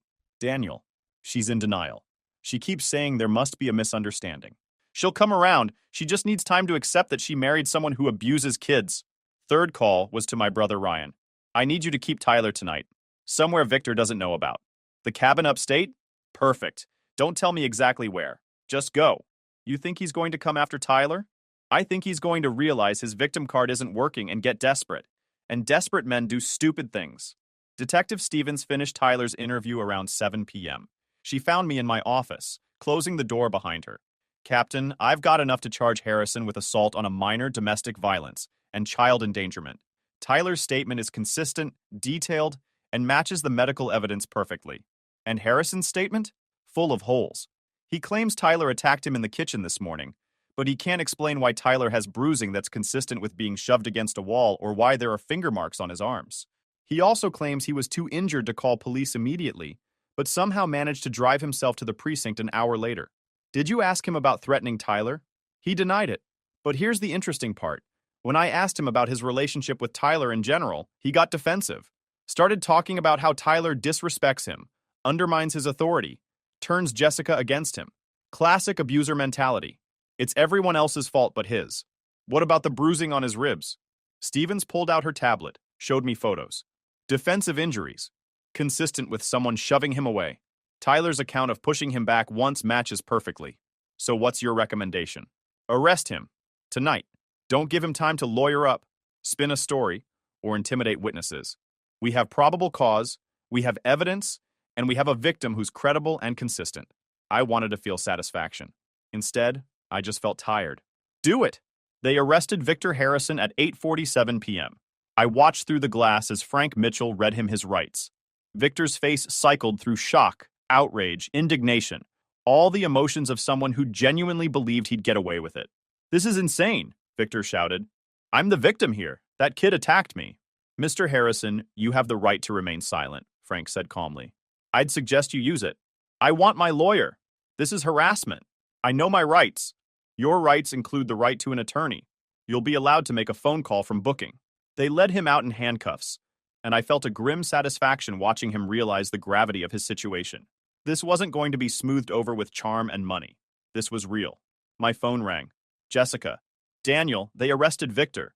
They're saying he assaulted Tyler. This is a mistake. It's not a mistake, Jessica. He did exactly what Tyler said he did, and now he's facing the consequences. Sure. But the police came to the house. They took photos, looked through everything, asked me all these questions about our relationship and how Victor treats Tyler. That's CPS doing their job, protecting children from abusers. Victor's not an abuser, her voice cracked. He's a good man who made a mistake under stress. Good men don't beat children, Jessica. Good men don't threaten teenagers to keep them quiet. Good men don't try to manipulate the system by filing false charges. Silence on the other end. Then quietly, what happens now? Now? Victor gets arraigned. He'll probably make bail unless the prosecutor argues he's a flight risk or a danger to Tyler. Then it goes to trial, assuming he doesn't take a plea deal. And Tyler? Tyler stays with Ryan tonight. Tomorrow we'll figure out a more permanent arrangement. But he's not going back to that house while Victor has any access to him. That house is my home too. Then you need to decide if you're going to stand with your son or your husband, because you can't do both. She hung up without answering. Victor Harrison made bail the next morning. $50,000, posted by his business partner within an hour of arraignment. The judge added conditions. No contact with Tyler, no contact with me, stay away from Jessica's residence, mandatory GPS monitoring. I knew those conditions wouldn't hold him for long. Men like Victor didn't accept defeat. They retaliated. Jordan found me at my desk reviewing case files. Captain, you need to see this. She handed me her phone. Victor's Facebook page, posted 20 minutes ago. Being falsely accused of child abuse by a vindictive ex-husband who can't accept that his family has moved on. The truth will come out. Justice will prevail. False accusations. Fathers, rights, truth matters. The post already had 43 shares and hundreds of comments. Half supporting him, half questioning why a successful contractor would need to abuse anyone. He's building a narrative, Jordan said. Playing the victim publicly. Let him. I handed back her phone. Every public statement he makes is potential evidence. He's digging his own grave. But I was more concerned about what Victor was doing privately. Men like him didn't just accept humiliation quietly. They plotted revenge. I called Ryan. How's Tyler? Quiet. Keeps asking if Victor's going to come after him. Tell him Victor's under GPS monitoring and has a restraining order. He's not getting anywhere near Tyler. What about you? You think he'll come after you? Probably, but I'm harder to intimidate than a 16-year-old kid. What I didn't tell my brother was that I was hoping Victor would come after me. Because if he violated the restraining order, if he made any threats, if he did anything stupid, I'd have even more ammunition to ensure he went away for a very long time. The call came 3 days later at 2:47 a.m. Dad? Tyler's voice was panicked, breathless. Victor found us. He's at the cabin. Ryan called the police, but he's trying to break in. Put Ryan on.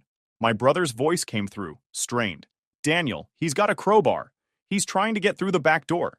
Police are 15 minutes out. Barricade yourselves in the bedroom. Put the dresser against the door. Do not engage with him. I'm on my way. I was already moving, grabbing my service weapon from the safe, my keys, my phone. The cabin was 2 hours away. Police were 15 minutes out. Math said they'd handle it before I arrived, but I wasn't taking chances. I called Frank Mitchell. Victor Harrison just violated his restraining order and GPS monitoring. He's at my brother's cabin trying to break in with Tyler inside. Units are en route, but I'm going to. Captain, you can't. I'm going, Frank. Have someone pull Harrison's GPS data for the past 72 hours. I want to know how long he's been planning this. The drive was a blur of back roads and rage-fueled calculations. How did Victor find them? Ryan had been careful. No social media check-ins, paid cash for everything. Someone must have followed them, or Victor had connections I didn't know about. By the time I arrived, 3 patrol cars were already there. Victor was on the ground in handcuffs, shouting incoherently about his rights and false accusations. The back door of the cabin showed damage, splintered wood where he'd tried to pry it open. I found Tyler and Ryan inside, both shaken but unharmed. He was screaming that Tyler ruined his life, Ryan said quietly, that we all conspired against him, that he was going to make sure Tyler paid for what he'd done. Tyler sat on the couch, arms wrapped around himself. I heard him say he was going to kill us all. Then you. Then himself. He said if he couldn't have his life back, no one would have anything. The responding officer, Sergeant Williams, approached me. Captain Kane, we've got him on breaking and entering, attempted burglary, stalking, and violation of the restraining order. The district attorney is going to want to add terroristic threats based on what the kid heard. GPS data? Already pulled it. He's been circling this area for 6 hours, probably trying to figure out which cabin was the right one. There are 12 in this area. He must have been checking them one by one. 6 hours of stalking. 6 hours of planning violence. 6 hours that would look absolutely damning in court. Is he lawyered up yet? His attorney's on the way. James Porter. Heard of him? Unfortunately, yes. Porter was expensive, ruthless, and specialized in defending the indefensible. He'd gotten guilty clients off on technicalities more times than I could count. This case is airtight, I said. Make sure every procedure is documented, every statement recorded, every piece of evidence photographed and logged. Porter's going to look for any mistake, any oversight, anything he can use. Already on it, Captain. Victor Harrison's arraignment the next morning was a spectacle. James Porter argued vehemently for bail, claiming his client was under extreme emotional distress, that the previous charges were false, that Victor posed no real threat to anyone. The prosecutor, Assistant DA Rachel Morrison, countered with the GPS data showing 6 hours of stalking, Tyler's statement about death threats, and the physical evidence of attempted forced entry. Judge Patricia Martinez wasn't buying Porter's performance. Mr. Harrison, you were out on bail with explicit conditions including GPS monitoring and a restraining order. You violated both by tracking down your stepson to a remote location, attempting to break into the residence, and making threats against multiple individuals including a minor child and a police captain. Bail is denied. You'll remain in custody pending trial.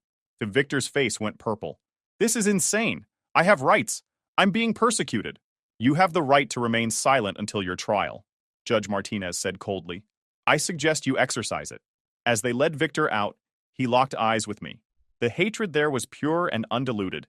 This wasn't over, not for him, but he just guaranteed his own conviction. The trial took 4 months to start. Porter tried every delay tactic in the book. Motions to suppress evidence, motions for change of venue, motions to separate the charges, and hold multiple trials. Judge Martinez denied them all with increasing impatience. When we finally got to court, the case was even stronger than I'd anticipated. The prosecution had everything: medical evidence from Dr. Wong, Tyler's consistent statements across multiple interviews, the GPS data showing Victor's stalking pattern, the physical evidence from the cabin break-in attempt, witness testimony from Ryan, neighbor statements about Victor's temper, and my own testimony about Victor's escalating behavior and threats.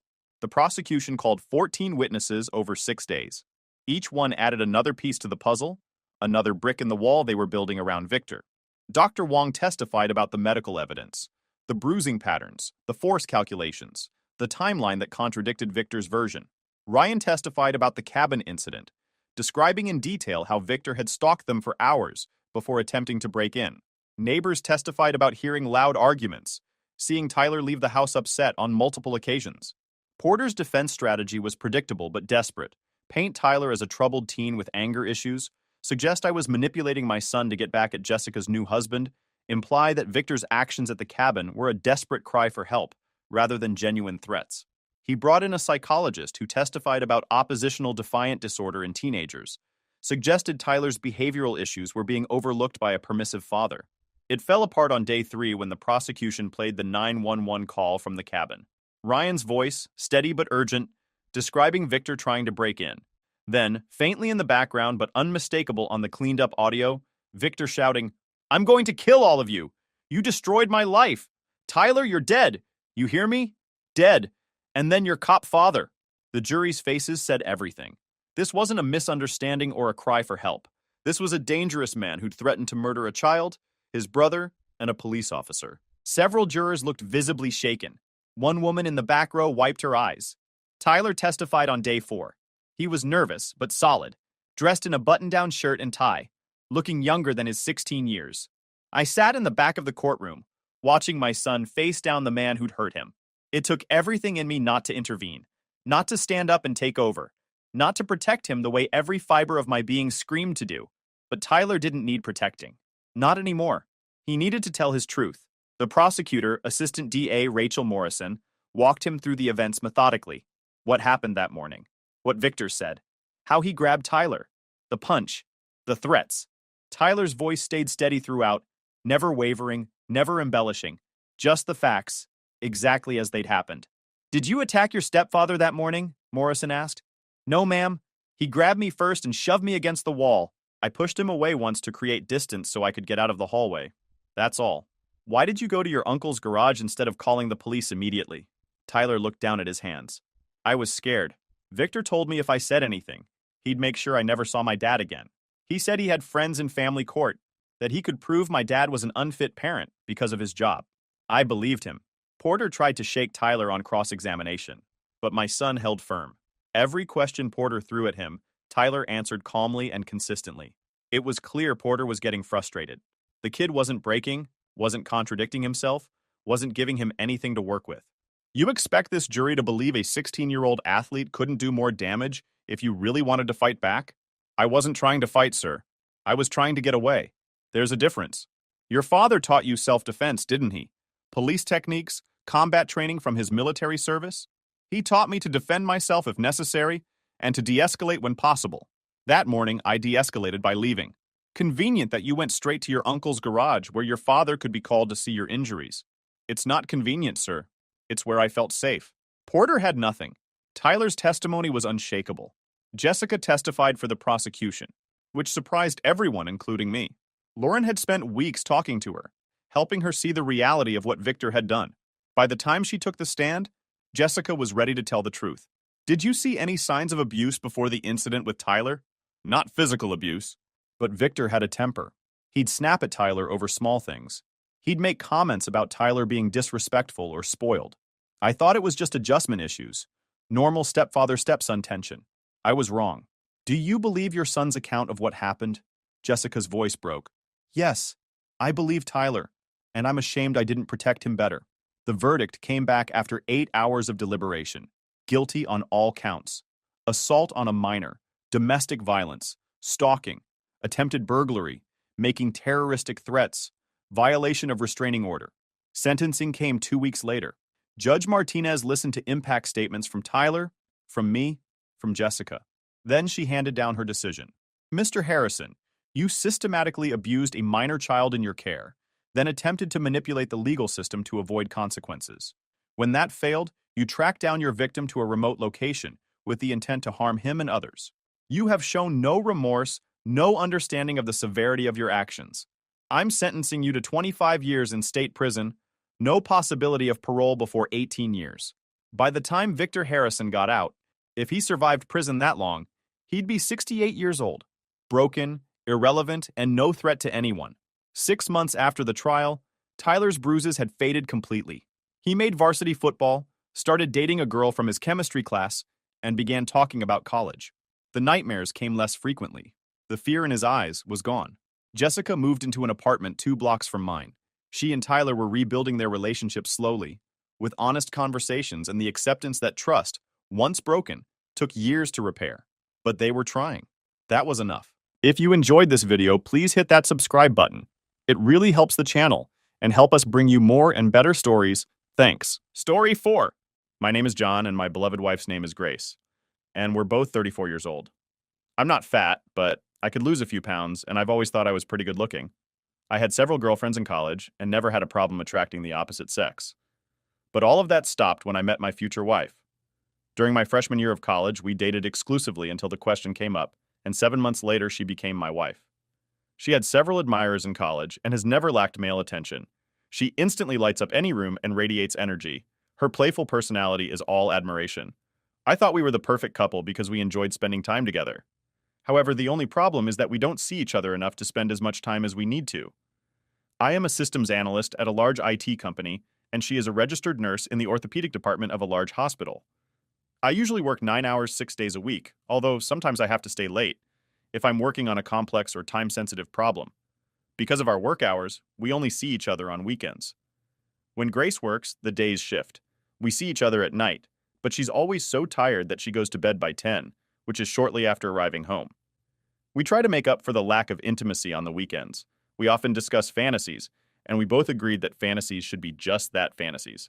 She was everything I needed, and she assured me that I was the love of her life. I have no time for cheating, and she knows my feelings about cheating. I just wouldn't tolerate it. She works 4 days a week for 13 hours, Monday through Thursday, alternating shifts every 4 weeks. Shifts are usually 7 to 8 day or night. There is also a shift change period, which since she started working in orthopedics takes about an hour. So on her way home, she usually comes in around 9:30 in the morning and evening for the last 2 years. I've been asking her to get a permanent job, but she loves what she does and didn't want to change jobs, so we just put up with her unsociable hours. When we first got married, we both had student loans and agreed that we should pay them off before starting a family. When the loans were paid off, we decided to put off having children until we were comfortably settled in a nice house and neighborhood. 3 years ago, we reached that goal and concluded that it was time for her to get pregnant. Except she didn't. Today was Monday, and I left work early thinking that had the flu. I texted my wife that I was going home sick, and she replied that I needed to take flu medicine. I asked her what kind of medication and where can I find it. She replied, Tamiflu, and it was in the medicine container and the second drawer under her dressing table in our bathroom. I simply replied, okay, and went home. Once home, I went into our master bath to look for her medication and instead found something else. I searched the drawers, she indicated, and found nothing labeled Tamiflu. I opened the top drawer and found flu medicine in there, as well as a foil packet of birth control pills. She had already taken the one labeled for today. I was completely shocked. She had promised me that she had given up the pill over 3 years ago. We had been trying to have a baby for the past 3 years without success. My wife just told me that we were unlucky with our work schedule, and sooner or later our schedule would coincide with her period in spring. I decided enough was enough, and we both got tested. After numerous tests, our doctor stated that there was nothing wrong with either of us. I look at the foil packet of pills and wonder if it's an all packet, but realized that the days of the pills corresponded to the month and the correct pill for today had already been taken out. Today was Tuesday, the 18th of the month, and 18 pills had been taken, including 2 days. They were expiring in 2 years, so they must have been refilled recently. Simultaneously, I scrolled through several different scenarios in my mind. Did Grace really want a family? Was she having some sort of secret affair? Did she have health problems I didn't know about? Why did she lie to me? Our bodies weren't getting any younger, and the longer we put off starting a family, the harder it would be. How would I approach her? I took Tamiflu and disappeared into bed. Next thing I know, Grace is shaking me, asking how I'm feeling and if I need anything. I feel better and know I don't need anything. I actually felt bad that she didn't share anything with me, but she didn't say anything. I watched her as she obviously thought I had passed out again, undressed to take a shower. And it seemed to me that some parts of her body were reddening. Suddenly, I realized that she must have had an affair after her shift before she came home. When she worked in the other department, her shift change took less than 10 minutes. Why should it take an hour now? She didn't close the bathroom door, and I walked over to where I could watch her reflection in the full-length mirror in the bathroom. I thought she had spent an ungodly amount of time tidying herself up. Was this a regular thing? I had no idea because I had never watched her before. She undressed in our bedroom and her clothes lay where she had left them. I picked up her undies and yes, they were still wet. I returned it under her robe and went back to bed. I was angry without words up to this point in my life. I thought everything was perfect. Now I wasn't so sure. Next to me, Grace had acted like the perfect wife. However, I realized that there had to be a side to her that I didn't realize. I needed more information. She came back into the bedroom from the shower and got into bed with me. I had never been in bed at this time of night. She didn't even try to hug or comfort me, and I stayed on my side. She was gone long before I woke up the next morning. I called my boss and told him I had the flu. I had a bunch of sick days and needed some free time to figure out what to do. One of my best college friends had become a lawyer, so I called him and asked for advice. I soon learned that we had a no-fault stay, and since we had no children, we only had to split our assets 50 on 50. The biggest thing was our house, which had accumulated some equity that needed to be sold and the prices divided. My friend agreed to represent me if I decided to file a lawsuit. He assured me it was a slam dunk. At 8 o'clock that evening, I parked outside Grace's car to follow her. We both have iPhones, and I checked her location with the Find My Phone app and determined that she was still in the orthopedic ward. After 10 minutes, I realized she was on her way. So I called the ortho and asked to speak to her, but was informed that her shift was over and she had left. I realized that she had lied to me about the shift change period, which was actually only 10 minutes or less. I continued to watch the app on my phone and realized that the blue dot had stopped in an area that was unfamiliar to me, but still within the hospital complex. I got out of the car and decided to find her phone. It wasn't as easy as it looked. I found a place, but the wrong floor. Finally, after at least 20 minutes, I found myself outside one of the rooms used by doctors to rest when they worked long shifts. Inside, I could hear the sounds of lovemaking. I needed to hide to see who came out of the room, and I managed to find an open janitor's closet about 50 feet away. After about 20 minutes, Grace came out of the room and headed toward the garage. A few minutes later, a man came out. After a while, he locked the door. I walked up to him and asked for directions, which he graciously provided. He was a few inches taller than me and looked like a Greek god. I looked at his name tag and recognized his name. Dr. William. I needed a plan. I called my supervisor at home and explained that, yes, I had the flu, but there was an urgent personal family issue, and I needed some personal time to deal with it. He understood this, as he had been involved in a terrible divorce himself the year ago. He said to take as much time as I needed, but keep him informed so he could cover. I then called my friend Max, the lawyer, and told him that I wanted Grace to be serviced since she had left the house after sex on Thursday night. He said he could arrange that and asked if he could help with anything else. I didn't know what else I needed to do, so he offered to split our money and canceled the credit cards. Did I have any plans after I left her? Was there anywhere for me to go? I tried to deal with things as they arose and admitted that I hadn't gotten that far.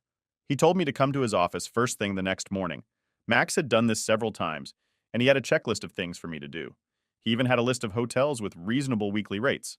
I had a few things to do, starting with contacting a transportation company to schedule a small shipment to be delivered the next morning.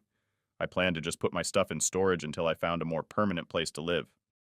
Next up was the bank, where I withdrew half of all our accounts and cancel our credit cards. I reinstated the accounts in my name only and ordered new credit cards. I then called and disconnected her cell phone at midnight after I was served. That evening, I was sitting in my computer room saving files that I might need in the next few weeks. When Grace came home on time at 9:30, we exchanged greetings. Then she went to shower and went to bed. I also went to bed early, very early, as I had a busy day ahead of me. She never once noticed when I went to bed. I didn't notice at all how cold she had become. The next morning she left the house early, and the movers arrived at 9 sharp. I had a list of things to take with me, and stickers on everything that needed to be packed. My car was packed with suitcases and computer equipment that I would need for work when the movers were done. I went out and bought one black rose because it symbolizes death and leaving and also indicates major changes or upheaval in the future. In this sense, a black rose also means the death of old habits and old order. In this case, it meant the death of our marriage. I placed it in the center of the kitchen table and wrote a short note. Grace, if you remember, I called you on Monday and told you I was sick and was going home. You told me to take Tamiflu and told me where to find it. However, it was not in your second dressing table, but in the top drawer next to your birth control pills. Suddenly, several pieces of a large puzzle came together. You weren't even trying to have a baby because you were having an affair with a doctor at work. I think your affair with Dr. William was more important than our marriage, and I understand it's been going on since you were transferred to orthopedics. So many lies. How could you? I thought we had a great marriage and trusted each other completely. I thought you loved me, and now you've broken my heart. Surely you knew that when I knew our marriage was going to break up? Guess what? Since we have a no-fault state, I don't need proof of your infidelity, which, by the way, would be very easy to obtain. I split our accounts and took everything I wanted out of the house. Have you discovered that your cell phone and credit cards may not be working, by the way? Find somewhere to move because in 60 days I'm listing the house and anything left inside will go to Goodwill. Now you're free to do whatever you want. I bet he's married and has a family, doesn't he? You have to realize his wife will find out. What will the hospital say? Remember when I said I wouldn't tolerate infidelity? I'm just preparing you for what might happen in the future. Not your husband anymore, John. Here's my wedding ring. I don't need it anymore. So I left the paper with the ring on the table and left the house. I checked into one of the hotels with a weekly rate and waited. Grace was served by a deputy sheriff who worked for Frank in his spare time. His specialty was service. Apparently, she had a tantrum and passed out. The doctor had to come out of his room in his underwear to render aid to her. But an hour later, she called angry and wanting to know why I had sued her for divorce. I asked her why she even asked such a stupid question. I told her that she had been cheating on me since she went to the orthopedist, which was over 2 years ago. She asked when I found out about her affair, and I told her last Monday when I was looking for Tamiflu. I found her birth control pills. I heard her say on the phone. After that, it was easy to figure it all out. I disconnected the phone call. Apparently, she hadn't read my letter. I didn't get much sleep, but I decided to go to work the next day. I found a mountain of work that had piled up. I had nowhere to go or no one to go home to. So I started working 16 hours a day, 7 days a week. Max and I talked often, and one day I asked him if the doctor was married, and if so, was there any way to let his wife know he would consider it? Grace was fighting the divorce. I hadn't seen her or heard from her, but her attorney was in contact with Max. The hearing date was approaching, and I found myself in the same room with her, though she wasn't looking at me. I was wearing a suit with a black rose in the lapel. The judge was unfriendly and didn't like divorce cases. Grace wanted us to go to counseling, and Max asked what was the point, since she had been having an affair for a while. I'd bully told the judge that I would not attend any court-ordered counseling. I didn't care if he put me in jail. As far as I was concerned, my wife was a lying, cheating, deceitful girl, and I didn't even want to be in the same room with her. I told him that in his opinion, I had done nothing wrong, and that it was Grace who broke our wedding vows that led to the divorce. Sent her to counseling as she was the one who needed it. I was quickly found guilty of contempt of court and fined. I didn't really care. I was furious. And Max had to get me out of court before he could say anything that would send me to jail. He reminded me that it was only a hearing. I asked Max to find out if Grace was avoiding the doctor. I wanted to do some serious damage. Max hired a detective who set up a video camera in the doctor's break room and filmed them after hours. She was also caught trashing me on audio tape. The sex would make an X-rated movie. Love to read it. There was almost no kissing or touching. They were just duck buddies. I asked Max if the hospital could be held accountable now that we had video evidence. He didn't think we could use the video in court, but certainly the video, if leaked from an anonymous source, would give the hospital a bad name and attract unwanted publicity. He advised me to wait until the divorce was finalized and then send a video to the hospital. Administrators, the doctor's wife, our friends and family. He gave good advice. If she was fired before the divorce was finalized, I would have to pay alimony. I, of course, did not want to do that. Finally, the day of the divorce came and the judge ruled in favor of divorce without consultation. He said too much bad blood had already been spilled, and he felt her marriage was beyond repair. So the divorce was granted. The next day, the video leaked from an anonymous source completely unrelated to me. Shit quickly hit the fan. Grace called me and asked me why I did all this. I told her that there was no proof that I had leaked the video. However, I wanted to thank whoever had done it. I also reminded her that I would not tolerate being cuckolded, and she did it to my face and even continued after I filed for divorce. She had dissolved 2 marriages. I said it could be worse, and she said it could be worse. It got worse the next day when our family and friends reacted to the video. Everyone took my side and no one had nice words for her. Everyone thought we had such a perfect marriage. That was 3 years ago, and I haven't seen Grace or heard from her since. She's been shifty and badly burned out. I married a second time to a wonderful woman, and we have a 1-year-old daughter. My new wife wants a big family and plans to be a stay-at-home mom. That's what I've always wanted. If you were wondering what happened to Grace and William, they had a hard life. Grace tried for almost a year to talk to me. I'm not sure why she tried.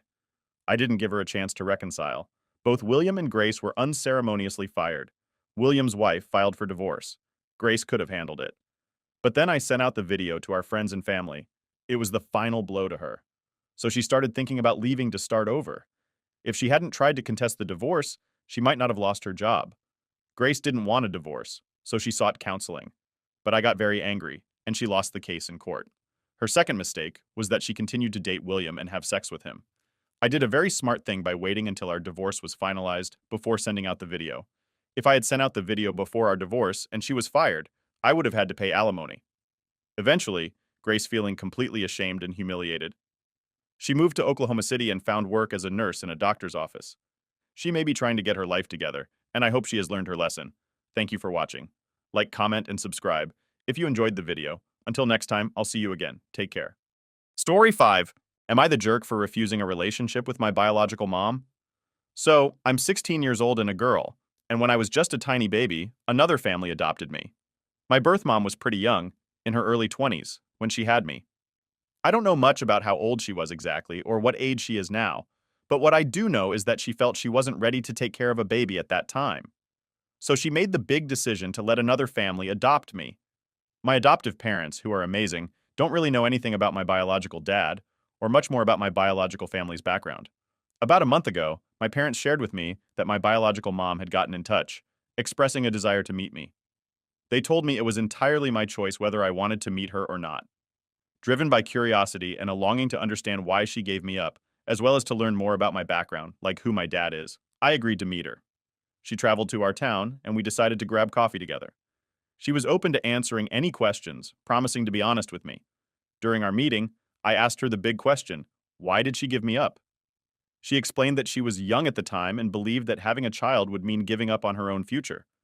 Later on, she got married and has had quite a successful career as a scientist. I also asked her why, after all these years, she decided to look for me. She told me that she's always been curious about how I turned out, and now that her life is stable, she's interested in having a relationship with me. She mentioned she's had difficulty having more children, which has led her to accept that I'm her only child. To be honest, this part hurt my feelings. It felt like she only started to think of me as her child because she can't have any more children. It seemed like if she hadn't faced those issues, she might not have reached out to me at all. So, after we had our little coffee meetup, my birth mom hits me with this idea that she'd really love for me to come and hang out at her place with her and her hubby during my school breaks. I was like, thanks for reaching out and all, and it's cool you answered my questions, but honestly, diving into this deep-end kind of relationship with you just because you're now in a spot where you can't have more kids? Nah, that's not for me. I tried to let her down easy, telling her straight up that I just couldn't do it. Now, don't get me wrong. I totally understand that she was just a kid herself when she had me, and honestly, I don't hold any grudges for her choosing to give me up. It's been a whopping 16 years since then. Life's been rolling on fine for me, and suddenly trying to slot her into it feels super awkward and just not something I'm keen on. After I shared my feelings, she looked super sad, which made me feel kind of bad, but she said she got where I was coming from. Then she headed back to her city. But here's the thing. She keeps texting me, dropping these little hints that she's hoping I'll pop over for a visit. Just the other day, she sends me this pic of these rooms she's decorated in pink. Like loads of pink everywhere. And I'm sitting there thinking, I'm not even into pink. What's this all about? She's all excited, going on about how she can't wait for me to visit. It was pretty obvious she wasn't catching on to how I felt, so I had to spell it out for her a bit more clearly, asking her to please chill with the visit talk because, honestly, it's not happening. I felt a twinge of guilt for having to be so blunt, but at the same time, why should I force myself to keep this conversation going or make plans to visit? I mean, I'm not trying to be mean or hold a grudge because she gave me up. That's not it at all. It's just that I don't feel this urge to jump into a relationship with her and her husband out of nowhere. It's like, why pretend we have this big connection when it doesn't feel right to me? So yeah, does that make me the jerk in this scenario? Now for update. All right, so here's the deal. I really didn't think I'd be back to spill more tea about this whole situation with my birth mom, and definitely not this quickly. But life's full of surprises, isn't it? So, out of nowhere, I get this call from her. Now, keep in mind, I had already shot her a couple of texts asking her to please chill with the whole let's be a happy family vibe because, honestly, I wasn't feeling it. And she hadn't replied to any of those messages. Then, bam, she calls me. She's on the phone, sounding all concerned, asking me to lay it all out for her. Why am I so against giving this mother-daughter bonding thing a shot? Why do I seem like I'm being super cold when she's just trying to get to know me? So I took a deep breath and just went for it. I told her straight up that her saying she suddenly wants to get all cozy with me now, just because she's hit a roadblock with having more kids, kind of makes me feel like I'm just an afterthought. Like, if her life had gone differently and she had a bunch of kids running around, would she even remember I exist? She sort of apologized, saying that she was just being real with me because I asked for honesty. And yeah, I did ask for that, but just because you're being honest doesn't mean I'm going to be over the moon with what I hear. Then she tries to spin this whole thing into a positive, saying that if I could just look past the whole backup plan vibe, I'd see there's a chance for me to gain another mom and dad. They've got all this love and no kids to share it with, apparently. But the way she was talking, trying to make it sound like some great opportunity, it honestly just made me feel more uncomfortable. I told her, listen, I don't need another set of parents. It's kind of messed up to think you can just waltz back into my life whenever it's convenient for you and expect me to jump on board with it. I was pretty blunt, saying that to me she's basically a stranger, and it feels totally bizarre that she wants to be all close and personal just because we share some DNA. I gotta admit, I might have come off a bit stronger than I intended, and I felt a twinge of guilt afterward. But it was the raw truth about how I'm feeling. I said before that I wasn't holding any grudges, but after laying it all out like that, maybe I am holding on to a bit of bitterness. It's kind of wild to me that my birth mom decided way back when that chasing her career dreams was more important than sticking around to raise me. And don't get me wrong, I'm not saying it was a walk in the park for her to make the decision to give me up for adoption. That must have been super tough. But at the end of the day, she chose her job and her future over being there for me as a mom. And you know what? Looking at how everything turned out, it seems like that decision worked out pretty well for both of us. She got to climb the career ladder and achieve her dreams, and I got lucky enough to grow up with the most awesome adoptive parents anyone could ever ask for. So I'm not sitting here bitter about how my life turned out. It's actually been great. But what really gets me is how she thinks we can just snap our fingers and have this perfect mother-daughter relationship, just because that's what she wants now. Like all of a sudden, her wishes are supposed to make everything okay, ignoring what I might feel about the whole thing. I've heard people say stuff like, don't burn bridges, you might need her someday. And yeah, maybe they're right. Maybe my feelings will shift over time. But as things stand, I can't shake the feeling that she didn't really think this through in a way that considered what was best for me.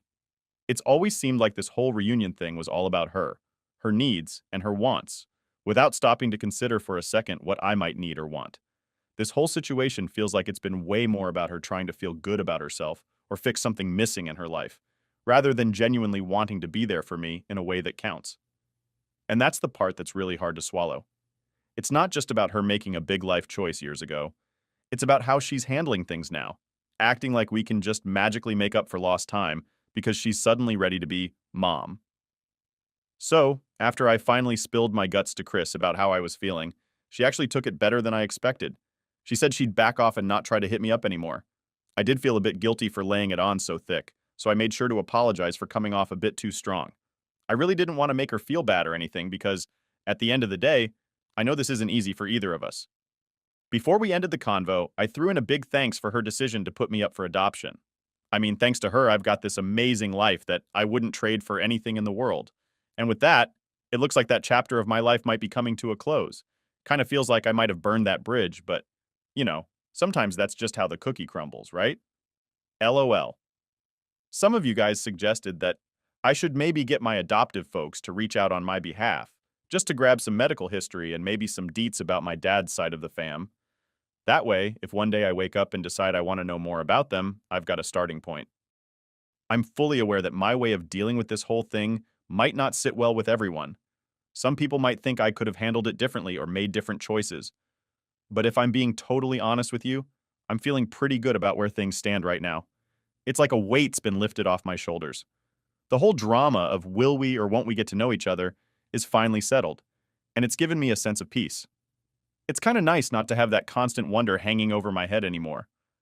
If down the road, I get curious or feel like I want to reconnect with that side of my family, I'm not exactly sure what my move will be. But hey, I'm not stressing about it. I'll deal with that bridge if I ever come to it, you know? Huge shout out to everyone who dropped some advice my way. Seriously, your support and suggestions have been a big help through all of this. Thanks a ton. Next story. Am I the jerk for not wanting to pay for my sister's medical bills? Here's a bit of the backstory to get why I'm even asking. My parents were basically just kids themselves, only 16 when they had me. They were still trying to figure out high school and all that teenage stuff when, boom, I come along. So my dad, he's a real trooper, decides to bail on school and starts working his tail off full time so he can take care of me, which is super cool because it meant my mom could keep hitting the books and finish high school. But then, plot twist, after she graduates, she suddenly has this big realization that the whole mom gig just isn't her jam. So she pieces out, leaving me and my dad to do our own thing. I was just a little tyke back then, barely old enough to tie my shoes, so I don't have a ton of memories of her hanging around. My dad, though, this guy is my hero. He starts working like there's no tomorrow, pulling triple duty just so we could get by. And then, when I was around 7, he meets this incredible woman, and she's been in my corner ever since, totally stepping up to the plate. I call her my mom because, well, she's earned that title in every way that counts. I'm going to keep calling her my mom here, just so we're clear on who's who. Now, about my bio mom, she's pretty much been MIA, not even dropping a dime our way. The only blip on the radar I got from her was this super brief birthday card when I was 3. But here's the kicker. I never really got bent out of shape over her taking off. I mean, I had my dad, my mom, and my bro who basically turned the whole situation around. They were my squad, filling in any gap she left like it was nothing. My folks, they're class acts, never bad-mouthing her or anything. Honestly, her leaving just wasn't something that hung over me like a dark cloud. Out of the blue, my biological mom, who I haven't heard from in forever, decides to slide into my messages like it's no big deal, wanting to have a chat. Honestly, it knocked me for a loop, and I spent what felt like forever just trying to wrap my head around it. I mean, we're talking 25 years of radio silence, and then boom, she wants to talk. Eventually, I figured, why not? So we set up a time to meet at this restaurant, marking the first time we'd laid eyes on each other in a quarter of a century. Talk about awkward. We started with the kind of small talk you'd make with a distant relative you barely know before finally getting to the real meat of the conversation. Why she bailed all those years ago. She got super emotional, tears streaming down her face, as she spilled the beans about her struggles with postpartum depression. She felt like she was trapped in this endless cycle of misery and just couldn't see any way out except to leave. She made it super clear that her leaving had nothing to do with me, which, I'm not gonna lie, was a lot to process. But part of me got where she was coming from. I'd seen my own mom battle with postpartum depression after my brother was born, and it was no joke. So, hearing her story, I couldn't help but feel a twinge of sympathy. After that first meeting, we saw each other a few more times, and then she invited me over to meet her new family. She's remarried now and has 3 kids, a teenager, a tween, and a little one still in elementary school. Jump to about a week ago, we met up again, and right off the bat, I could tell something was off. She looked worried, kind of distressed, you know? She didn't beat around the bush and told me straight up that her oldest, the 13-year-old, was dealing with some serious health issues. She kept the details vague, given how sensitive the situation was, but the bottom line was they were in a financial bind. They needed a whopping $25,000 for medications, on top of already piling up $20,000 in medical bills. Then she hit me with the big ask, wondering if I could help foot the bill. After all the hard work and hitting the books, I finally graduated and snagged this diploma that was my ticket to scoring the job of my dreams. The kind of job that not only do I love, but it also pays me pretty darn well. Now, it seems like somehow the news of my job and the dough I'm making got out. And guess who comes knocking? My biological mom. It's like she had her radar on, sensing an opportunity from miles away. She reaches out, all casual-like, and drops this bomb on me, asking for money. But she's clever, right? Gives me some space to think it over, probably hoping I'd come around. But let me tell you, it didn't take me more than a hot minute to see the situation for what it was and slam that door shut with a firm, no thanks. The whole thing just reeked of being used. It felt like she wasn't really interested in reconnecting with me for me. It was all about the cash for her other kid, the one she decided to stick with. So, I craft my response, keeping it chill but clear. Just shot her a text back saying that I'm not okay with this setup. You'd think that'd be the end of it, right? Oh no. Next thing I know, her husband starts texting me up a storm, throwing insults left and right, basically painting me as the villain of the century. And just when I thought it couldn't get more intense, my bio mom gets back in on the action, sending me these guilt-trippy texts about how I'm being cold-hearted by not helping out my half-sister. Like, as if I owe them because of some grudge she thinks I'm holding on to. But wait, there's more. Then I start getting all these messages from other family members on her side, all of them chiming in, trying to make me feel bad for not opening up my wallet. So now I'm sitting here, scratching my head, wondering, am I really the bad guy for not wanting to foot the bill for my half-sister's health issues? Now for the update. Hey everyone, just dropping in to say a huge thanks for all the support and advice you've been throwing my way. I really appreciate it. So, I wanted to clear the air on a few things and answer some of the questions that have been floating around. I've been doing a bit of sleuthing and found out more about the whole situation with my biological mom and her current family setup. A bunch of you were curious why she decided to have 3 more kids after the rough time she had with postpartum depression when I was born. Here's what I found out. Her and her husband knew pretty early on that their eldest daughter was dealing with a serious illness. They thought if they had more kids, there might be a chance one of them could be a medical match to help out their sick daughter. They ended up having 2 more kids, a boy and then another girl, with the hope that they could somehow help their older sister. But luck wasn't on their side, and neither sibling was a match. Now, as for me, I've decided to block both my bio mom and her husband from my life. It wasn't like I was on some mission to rebuild or forge some deep mother-daughter connection. I've got a mom who's awesome, and I wasn't out looking for a replacement. My whole thing was about giving my bio mom a chance to explain her side of the story. Nothing more. I was never aiming for anything more than just being on good terms, nothing too deep. My adoptive family was totally supportive of me meeting my biological parent. It wasn't like I was trying to cause drama or anything. I'm super happy with my family as is, and don't feel like something's missing just because she's not in it. The thing that irks me isn't that she left me back in the day, it's more about how she's acting now. Still, with everything that's gone down, I can't help but feel a bit of sympathy for her, especially knowing she went through a postpartum depression. After she left, my dad, my grandparents, and my biological aunt really stepped up to the plate. They've always been upfront about her having her issues with stability and her tendency to manipulate situations. I do feel bad for my half-sister and what she's going through with her health, but I'm not in a place where I can just hand over cash to help out. Sometimes I catch myself thinking maybe I should have just ignored my bio mom's attempt to reach out right from the get-go. Oh, and I also had to block my bio mom's husband because he started making a nuisance of himself by calling me nonstop a while back. Just thought I'd mention that bit too. Next story. So let me tell you a bit about my situation. Ever since I was 10, it's just been my dad, my younger sister, and me.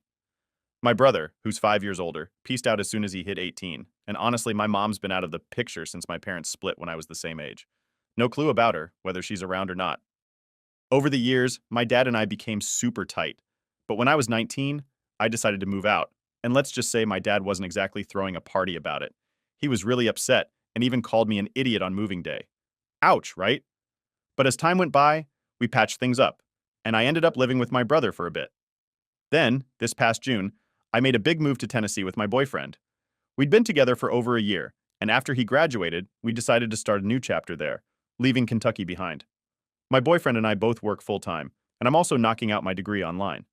We're doing pretty good for ourselves.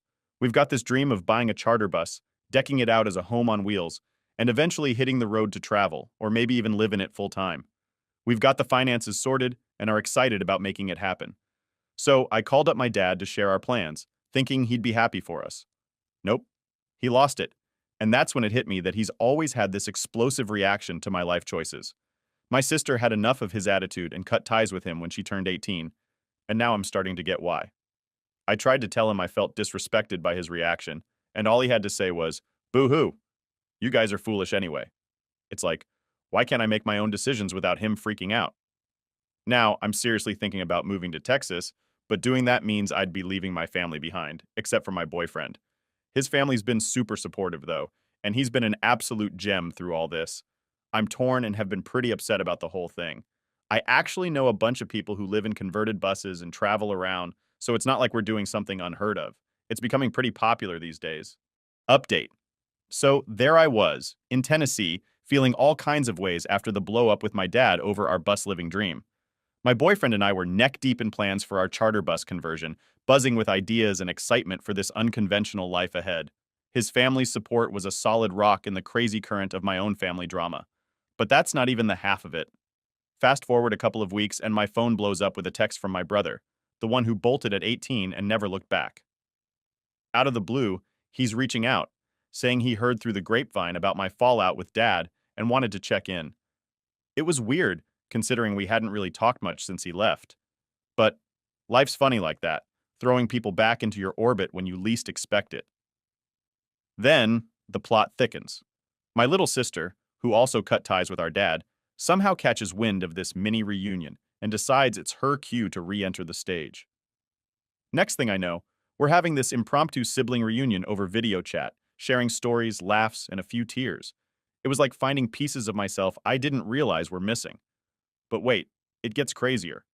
During our catch-up, my brother drops a bombshell. He's been in contact with our mom. Yeah, the same mom who was pretty much a ghost for most of our lives. Turns out, she's been trying to make amends, going through some program that's all about fixing broken bridges. My initial reaction was a cocktail of skepticism and curiosity. After all, this was the woman who checked out when I was just a kid. But then, there's this tiny spark of hope, wondering if there's a chance for some kind of reconciliation. Meanwhile, back in Tennessee, my boyfriend and I are knee-deep in bus renovation. We're talking full swing into tearing down, building up, and turning this hunk of metal into a home. It's hard, sweaty work, but man, is it fulfilling. Every bolt we tighten, every inch we insulate feels like we're building not just a home, but a future on our terms. Just as we're making headway, Dad calls. I'm bracing for another blow-up, but instead, his voice cracks through the phone, heavy with something I can't quite place. Regret, maybe? He's heard about the sibling reunion, about Mom trying to get back in touch, and something in him just shifts. He talks about being alone, about how his anger pushed everyone away, and for the first time he says he's sorry. Like, genuinely sorry. It's a lot to process. In the middle of all this emotional whirlwind, my boyfriend's family throws us an engagement party. Yep, you read that right. My angel of a boyfriend popped the question one quiet night, under the stars, with our half-built bus as the backdrop. It was perfect, in an imperfect, us kind of way. His family's joy for us was a balm on the sting of my own family's fractured past. So here I am, caught between past hurts and future hopes, building a home on wheels with the love of my life, reconnecting with siblings, and navigating the rocky road of possibly letting my parents back into my life. It's messy, it's beautiful, it's terrifying, and it's exhilarating all at once. The bus is coming along, slowly transforming into a space that's all ours. We've got plans to hit the road, explore the country, and find new adventures. But more than that, we're building a life that's about forgiveness, about choosing which bridges to mend and which paths to take. I'm learning that family isn't just about blood or shared history. It's about who shows up, who sticks around through the storms, and who helps you build your dreams, even if those dreams are as unconventional as living in a converted bus. As for Texas, it's still on the table. The idea of starting fresh, of carving out a space in the world where we can just be, is more appealing than ever. But no matter where we end up, I know we'll have a home on wheels in each other's hearts and in the family we choose, both given and found along the way. Life's a wild ride, but I wouldn't have it any other way. Story 6. Dad offered to pay for my cousin's college tuition in full, but refused to give me a dime. I, 28 male, have been married to my wife, Haley, 28 female for a couple of years, and a few months ago, we had our firstborn, our baby boy. We posted some photos of him on Facebook a couple of weeks ago, and I guess it was a huge mistake because my relatives saw it, and they decided to forward it to my dad. My father and I haven't been in touch for almost 10 years after he refused to pay for college for me, but paying off my cousin's college tuition in full. The funniest part was that the guy didn't even ask for it. My dad just did it without even him having to ask. I knew that my dad always loved to help his brother out, but I think this was going a little bit too far. For context, my cousin and I were born around the same time, just a couple of months apart. My cousin Peter and I always had a very weird sibling rivalry-ish thing going on. Even though he wasn't actually my sibling, we were still both competing for my dad's affection all the time. My mother separated from my father when I was just a few months old because she wasn't ready to handle motherhood. And so my dad was a single parent. Peter had both his parents with him, but both of them were always too busy at work to pay any attention to him, which is probably why he was chasing after my dad. My dad was the head of sales at a firm while my uncle and his wife ran a cafe of their own. Unfortunately, their cafe business wasn't doing too well, so they constantly needed financial help from my father. My dad was in a decent position job-wise and could afford to help them out. It never bothered me, and I didn't even care about it because I didn't even consider that maybe someday my dad would choose them over his own flesh and blood. When Peter and I were in high school, both of us had similar grades, but he was a little behind me because a couple of times he failed his math assignments. So I say that by the end of the year, I'd taken over. I was pretty proud of myself until it backfired when my dad told me that he wasn't going to pay for college for me, and I had to apply for a scholarship. But he would gladly pay off Peter's tuition in full, because apparently he needed the help more since his parents were struggling financially. I fought with my dad a lot over that, but there was just no changing his mind, and he told me that I needed to have a heart and think of my brother. When I told my dad that he wasn't my brother because we weren't even biologically related, he got pissed off and told me that if I was going to use language like that, then I was better off moving out than living on my own. I was already very upset with my father for not paying my college tuition and choosing Peter over me. So I left the house without thinking things through and lived with some of my friends over the next couple of weeks. I didn't have any contact with my father after that, even though he tried several times to get me to come back home but never once offered to pay for college for me. I did try to get a student loan or something, but since I didn't have any adults looking out for me, I couldn't get one, and had to drop out of college after a couple of days because I couldn't pay for anything. I could get a job, but unfortunately, no job would pay enough and also give me enough time to attend classes. So it was just a very screwed up time for me. But somehow I managed to get a very low paying job as a temp at a company, and I worked really, really hard because I had to pay rent, buy groceries, and also cover a couple of other bills. I didn't have anybody to help me, and I knew that my roommates weren't exactly going to be friendly if I failed to cough up the money on time, so I had to work my way up without any help. But thankfully, luck was on my side, and my hard work paid off because now I'm working in the same company, but in a much better position. I met my wife through this place a few years ago, and now we even have a son together. So I wouldn't say that it was all bad for me, and things seem to have worked out pretty well, even though I didn't go to college and get the life that I thought I deserved. I had to work a lot harder than most other people my age back then, but at the moment, I don't mind it because I think my hard work is what made me who I am, and I have no regrets, really. I know that Peter is also working at a firm and has a family of his own, but I don't think he earns as much as I do, which must be a slap on the face for him. A couple of friends have told me they've seen his house and his lifestyle, and it's not as great in comparison to what I have, even though he's the one with a college degree. I was pretty proud of myself when I found out that he wasn't living as well as I was, and I almost contacted my dad to ask him how he felt about it, but didn't because I didn't want to be petty. The bottom line was that I won and he lost, even though the cards were stacked against me. And that was good enough for me. I didn't need to talk to either of them to prove anything. But over the years, my dad tried several times to reach out to me and get back on good terms with me. He wished me on every birthday, every Christmas, and every New Year's. I never replied, but I never blocked him either because I kept waiting for him to apologize. I was just once the weirdest thing, and my biggest issue with him was that he tried to talk to me, but he never apologized to me for what he did. He just didn't even think that what he did was wrong, and believed that it was completely justified for him to prefer Peter over me, even though I was his flesh and blood and his only son. And that's why I never responded to any of it, even when he expressed how disappointed he was that he wasn't invited to my wedding. He did say that he wanted me and Haley to be happy forever and blessed us by text, which made me feel a little bad. But then I remembered that there was still no apology from him, and that made me stop feeling sorry for him because evidently he'd never felt sorry for me, not even to apologize. At least he continued to try and text me even after that, but I still didn't respond. He never called, which was weird because he could have tried to, but I guess that was just overstepping for him. However, that changed a few weeks ago after my son was born and we posted about him on Facebook. After that post, I finally received a call from my father. After almost 10 years of not speaking to each other, I picked up the call, despite myself not knowing what to expect. I guess somewhere deep down I was hoping that he'd finally apologize to me, even if it was just for the sake of being able to see his grandson. But I was disappointed yet again, because even then, he didn't apologize and didn't even address what had happened all those years ago. He just called to tell me that he was feeling very upset that I got married without him, and now I had a son, but he wasn't even going to be allowed to see his grandson. My dad told me that his heart was breaking, and that he really wished I forget about everything that happened, and just not make such a huge deal out of it as I had been for the past 10 years. I don't know in what world it was fair to say that I was making a big deal out of nothing. especially in a situation like that where he had chosen to pay my cousin's college tuition rather than mine. Because of this, I literally had to drop out and work my way from the bottom. I would have had a significant advantage had I not had to drop out of college. But because of him, I didn't have that. And it wasn't even as though I was a bad student. I was a pretty decent student, but not good enough to qualify for a scholarship, and definitely not bad enough that he completely gave up on me and picked Peter over me instead. I lost my cool and told my dad that I regretted even answering his call and not blocking him in the past 10 years because I've been hoping for an apology, like a total fool. That apology was never going to come, and I understood it now. Because for there to be an apology, people had to regret their actions, and he definitely didn't. He tried to fight with me over it and said that I was being unfair, which was crazy coming from him who didn't even know what the word fan meant. I told him in a fit of anger that I was probably his second son, and Peter was definitely his oldest son.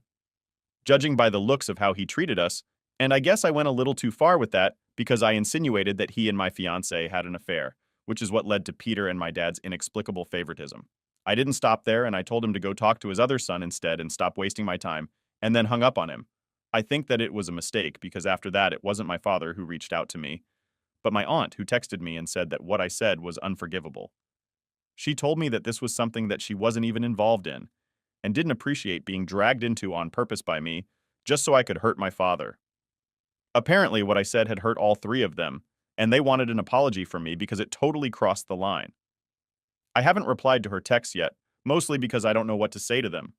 To be completely honest, I don't even understand why my father had to go ahead and tell them about it in the first place. This was a private conversation between me and him. There was no need to involve other people in that, and whatever I said was out of anger. But even then I was saying it to him, and I didn't mean for it to reach or hurt anyone else. I don't particularly care about what my dad or my uncle feels, but I do feel guilty for hurting my aunt because she was pretty much the only person who wasn't biased and treated both Peter and me equally when we were kids. She was nice to me and didn't constantly compare us, even though it was her own son, and she could have just as easily done what everybody else used to do and pit us against one another. She was actually a nice person, and I feel like an idiot for hurting her. I also feel like I shouldn't have dragged her and made that comment about Peter being my dad's son because that was personal. I talked to my wife about it and she didn't take sides, but she said that what I said was kind of mean, especially if my aunt had been the only person who was nice to me growing up. I feel like I should apologize, but I really do think that a lot of this is my father's fault and not mine for opening his big fat mouth when he didn't need to. So am I the a-hole for calling my cousin my father's other son? Update 1. Okay, so here's what happened. About a week ago, I got a text from her, and honestly, I just didn't know how to respond. I kept looking at my phone, thinking about it, but I just couldn't find the right words. So it took me almost a week to finally reply because I was so unsure of what to say. When I did respond, I started by apologizing. I felt really bad about the things I had said before. It's just that sometimes, when you're hurt, words just kind of slip out without you meaning them to. I explained to her that a lot of the things I said were because I was really hurt by my dad's actions. They stung, and I guess in that moment of anger, I just blurted out stuff without thinking about the consequences. I really didn't mean to hurt her or my uncle. In the text, I made sure to mention that it wasn't my intention to make them feel bad. It was more about me being frustrated with my dad. I also told her that I didn't think my dad would actually go and tell them what I said. I was trying to be subtle, hoping that my dad would get the message that I was also upset with him, because not everything that happened was entirely my fault. I was pretty sure that once I apologized to my aunt, she would probably tell my uncle, and maybe even my dad about it. So indirectly, my dad would get to know what I meant. It was like crafting the perfect apology for my aunt, which was sincere, and a sort of non-apology to my dad, who honestly, I feel, doesn't deserve one. He should really understand how deeply his actions have affected me, what I feel about him, and everything he's done. My dad often tries to downplay the whole situation, making it seem trivial and petty, but no matter how much he tries to minimize things, the truth doesn't change.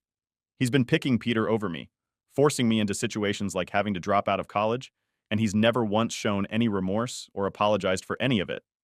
That just makes him a pretty despicable person in my eyes. So I don't owe him any apologies. Regarding my uncle, we've never really been close. Even when I used to stay with my dad, our relationship was pretty much non-existent. The only person who was ever kind to me was my aunt. My uncle, on the other hand, not only encouraged competition between Peter and me, but also behaved weirdly and was as avoidant as my dad when it came to dealing with any real issues. So at the end of the day, they can feel as hurt as they want about what I said. It doesn't really affect me because I've apologized to the one person I felt genuinely deserved an apology from me, which was my aunt. And that's pretty much it. I'm not planning to reach out to anyone else even if my aunt doesn't accept my apology. I'm totally fine with that because I've done my part. Now it's up to her if she wants to be okay with it or not. I've made peace with how things are, and I'm just going to move forward from here. Update 2.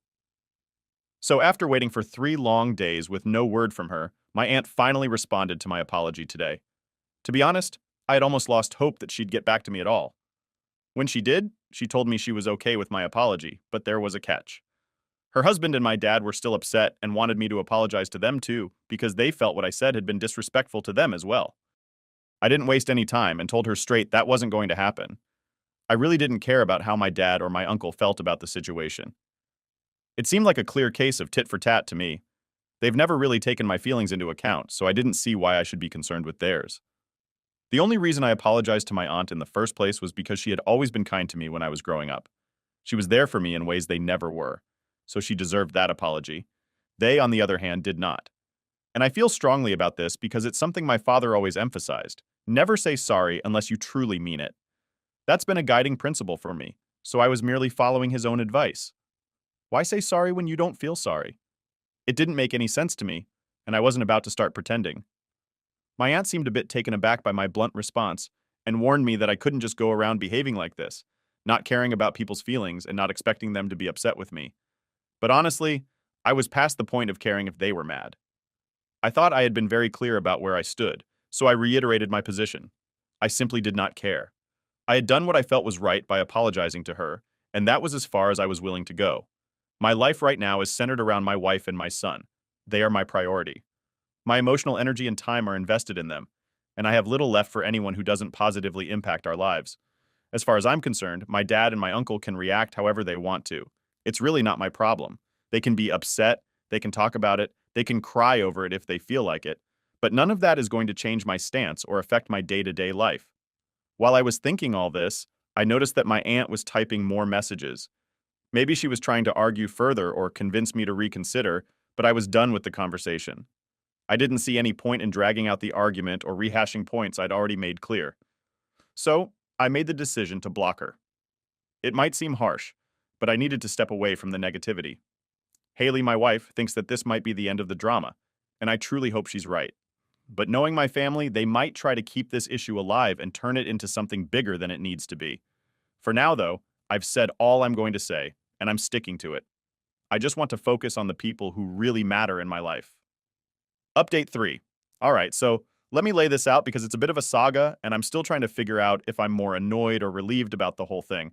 My brother Peter decided to go off on Facebook, putting up this long rant about how I supposedly disrespected his parents out of jealousy because he was the golden child in our dad's eyes.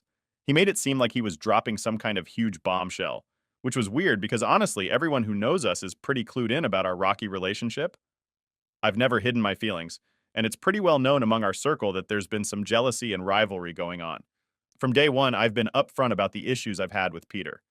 It's not news to any of our friends that we've had this sibling rivalry.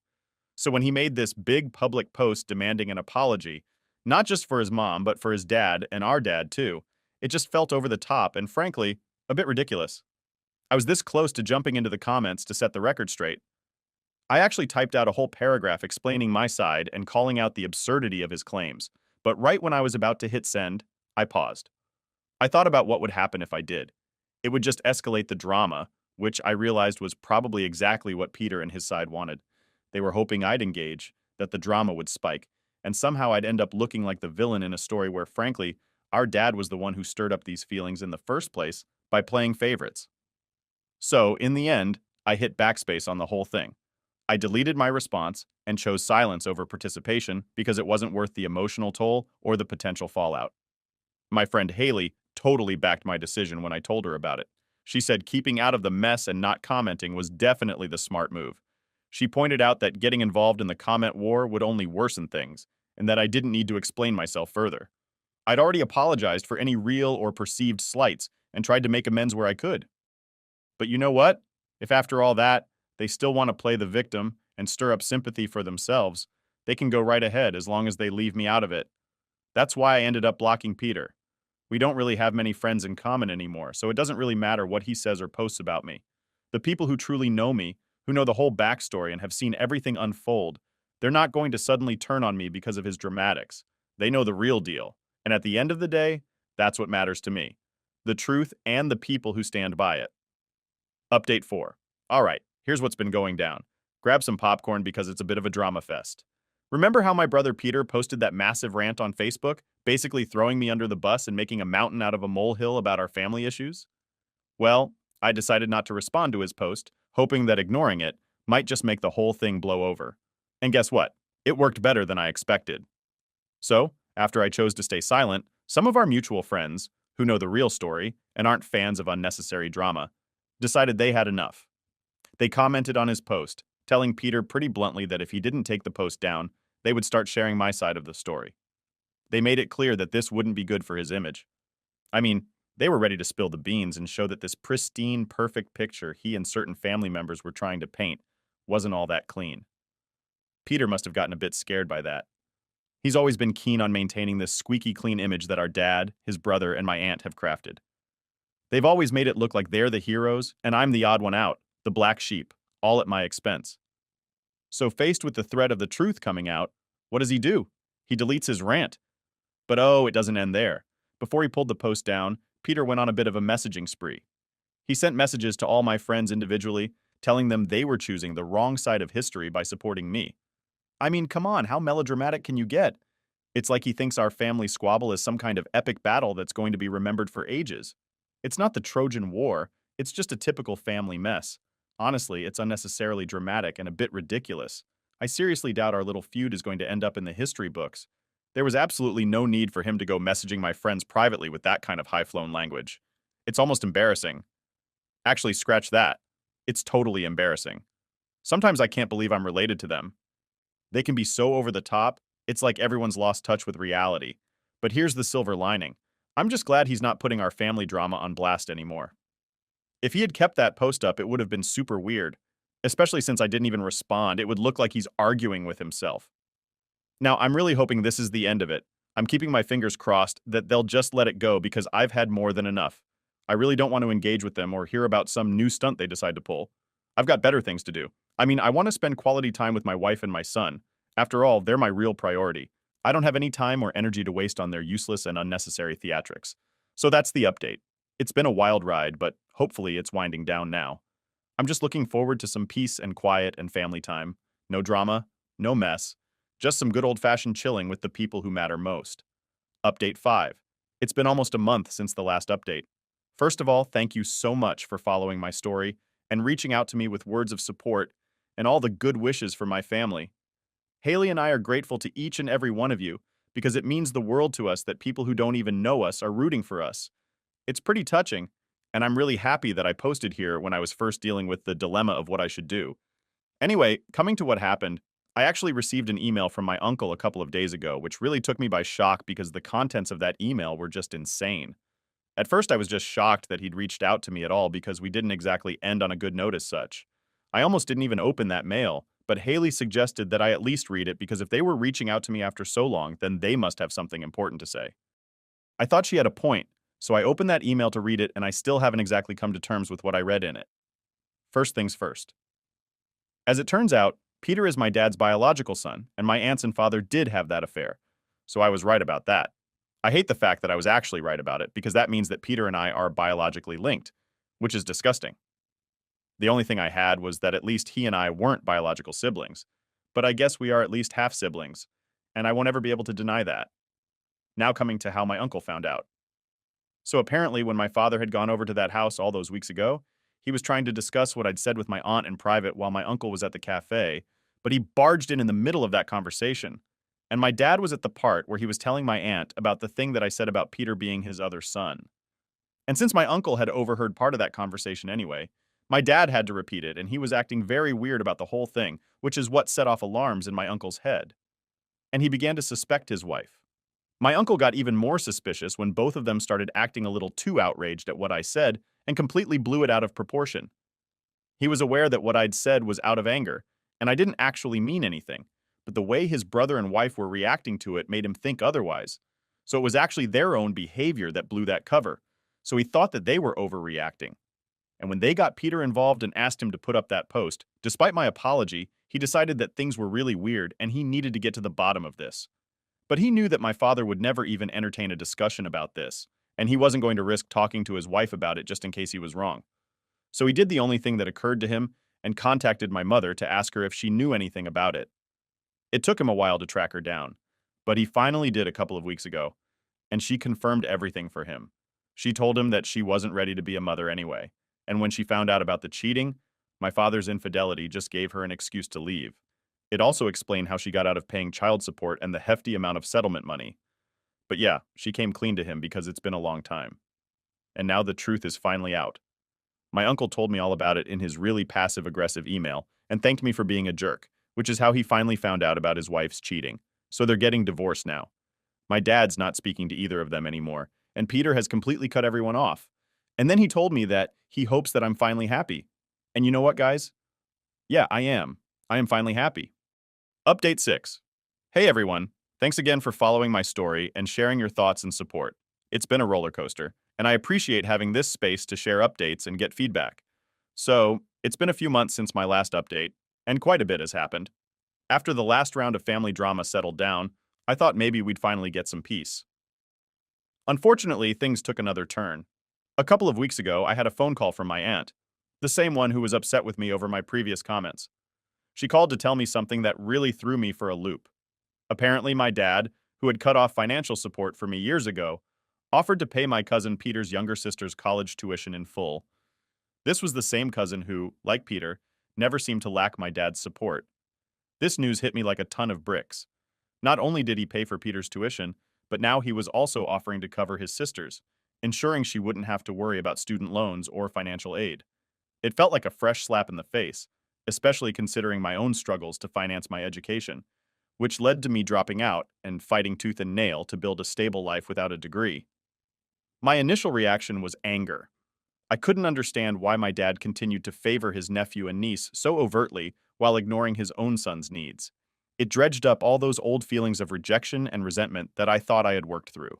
Haley, seeing how upset I was, suggested that maybe it was time to confront my dad once and for all. Not in anger, but to genuinely ask him why he made these choices and express how his decisions affected me. So I decided to take her advice. I called my dad, not sure if he would even answer. To my surprise, he picked up the phone. I kept my cool as best as I could, explaining how I felt about his actions and asking him directly why he chose to support Peter and his sister, but not his own son. His response was not what I expected. He was quiet for a long time, before he finally said that he always thought I was stronger and more capable of handling life's challenges on my own. He admitted that he saw my cousin and his sister as needing more help because their family situation wasn't as stable as ours had been. He thought he was doing the right thing by supporting those who, in his view, needed it more. While I could understand his reasoning on a logical level, it still hurt that he didn't see how much I could have used his support. I explained this to him, telling him how hard it was to struggle financially and academically, feeling abandoned when I knew he was financially helping others. It was a tough conversation, and emotions ran high on both sides. By the end, though, there was a sense of mutual understanding that hadn't been there before. My dad apologized, not just for the lack of financial support, but for the years of emotional distance. He asked if there was a way to start repairing our relationship. Since then, we've started talking more regularly. It's been awkward and a bit strained, but there's hope that maybe we can slowly rebuild something. I'm cautiously optimistic, but also realistic about the complexity of mending our relationship.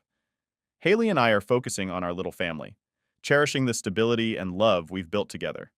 My son is growing fast, and every day with him reminds me of what's truly important. Thanks again for all your support. It's been invaluable during this long and often painful journey. I'll keep you updated as things hopefully continue to improve.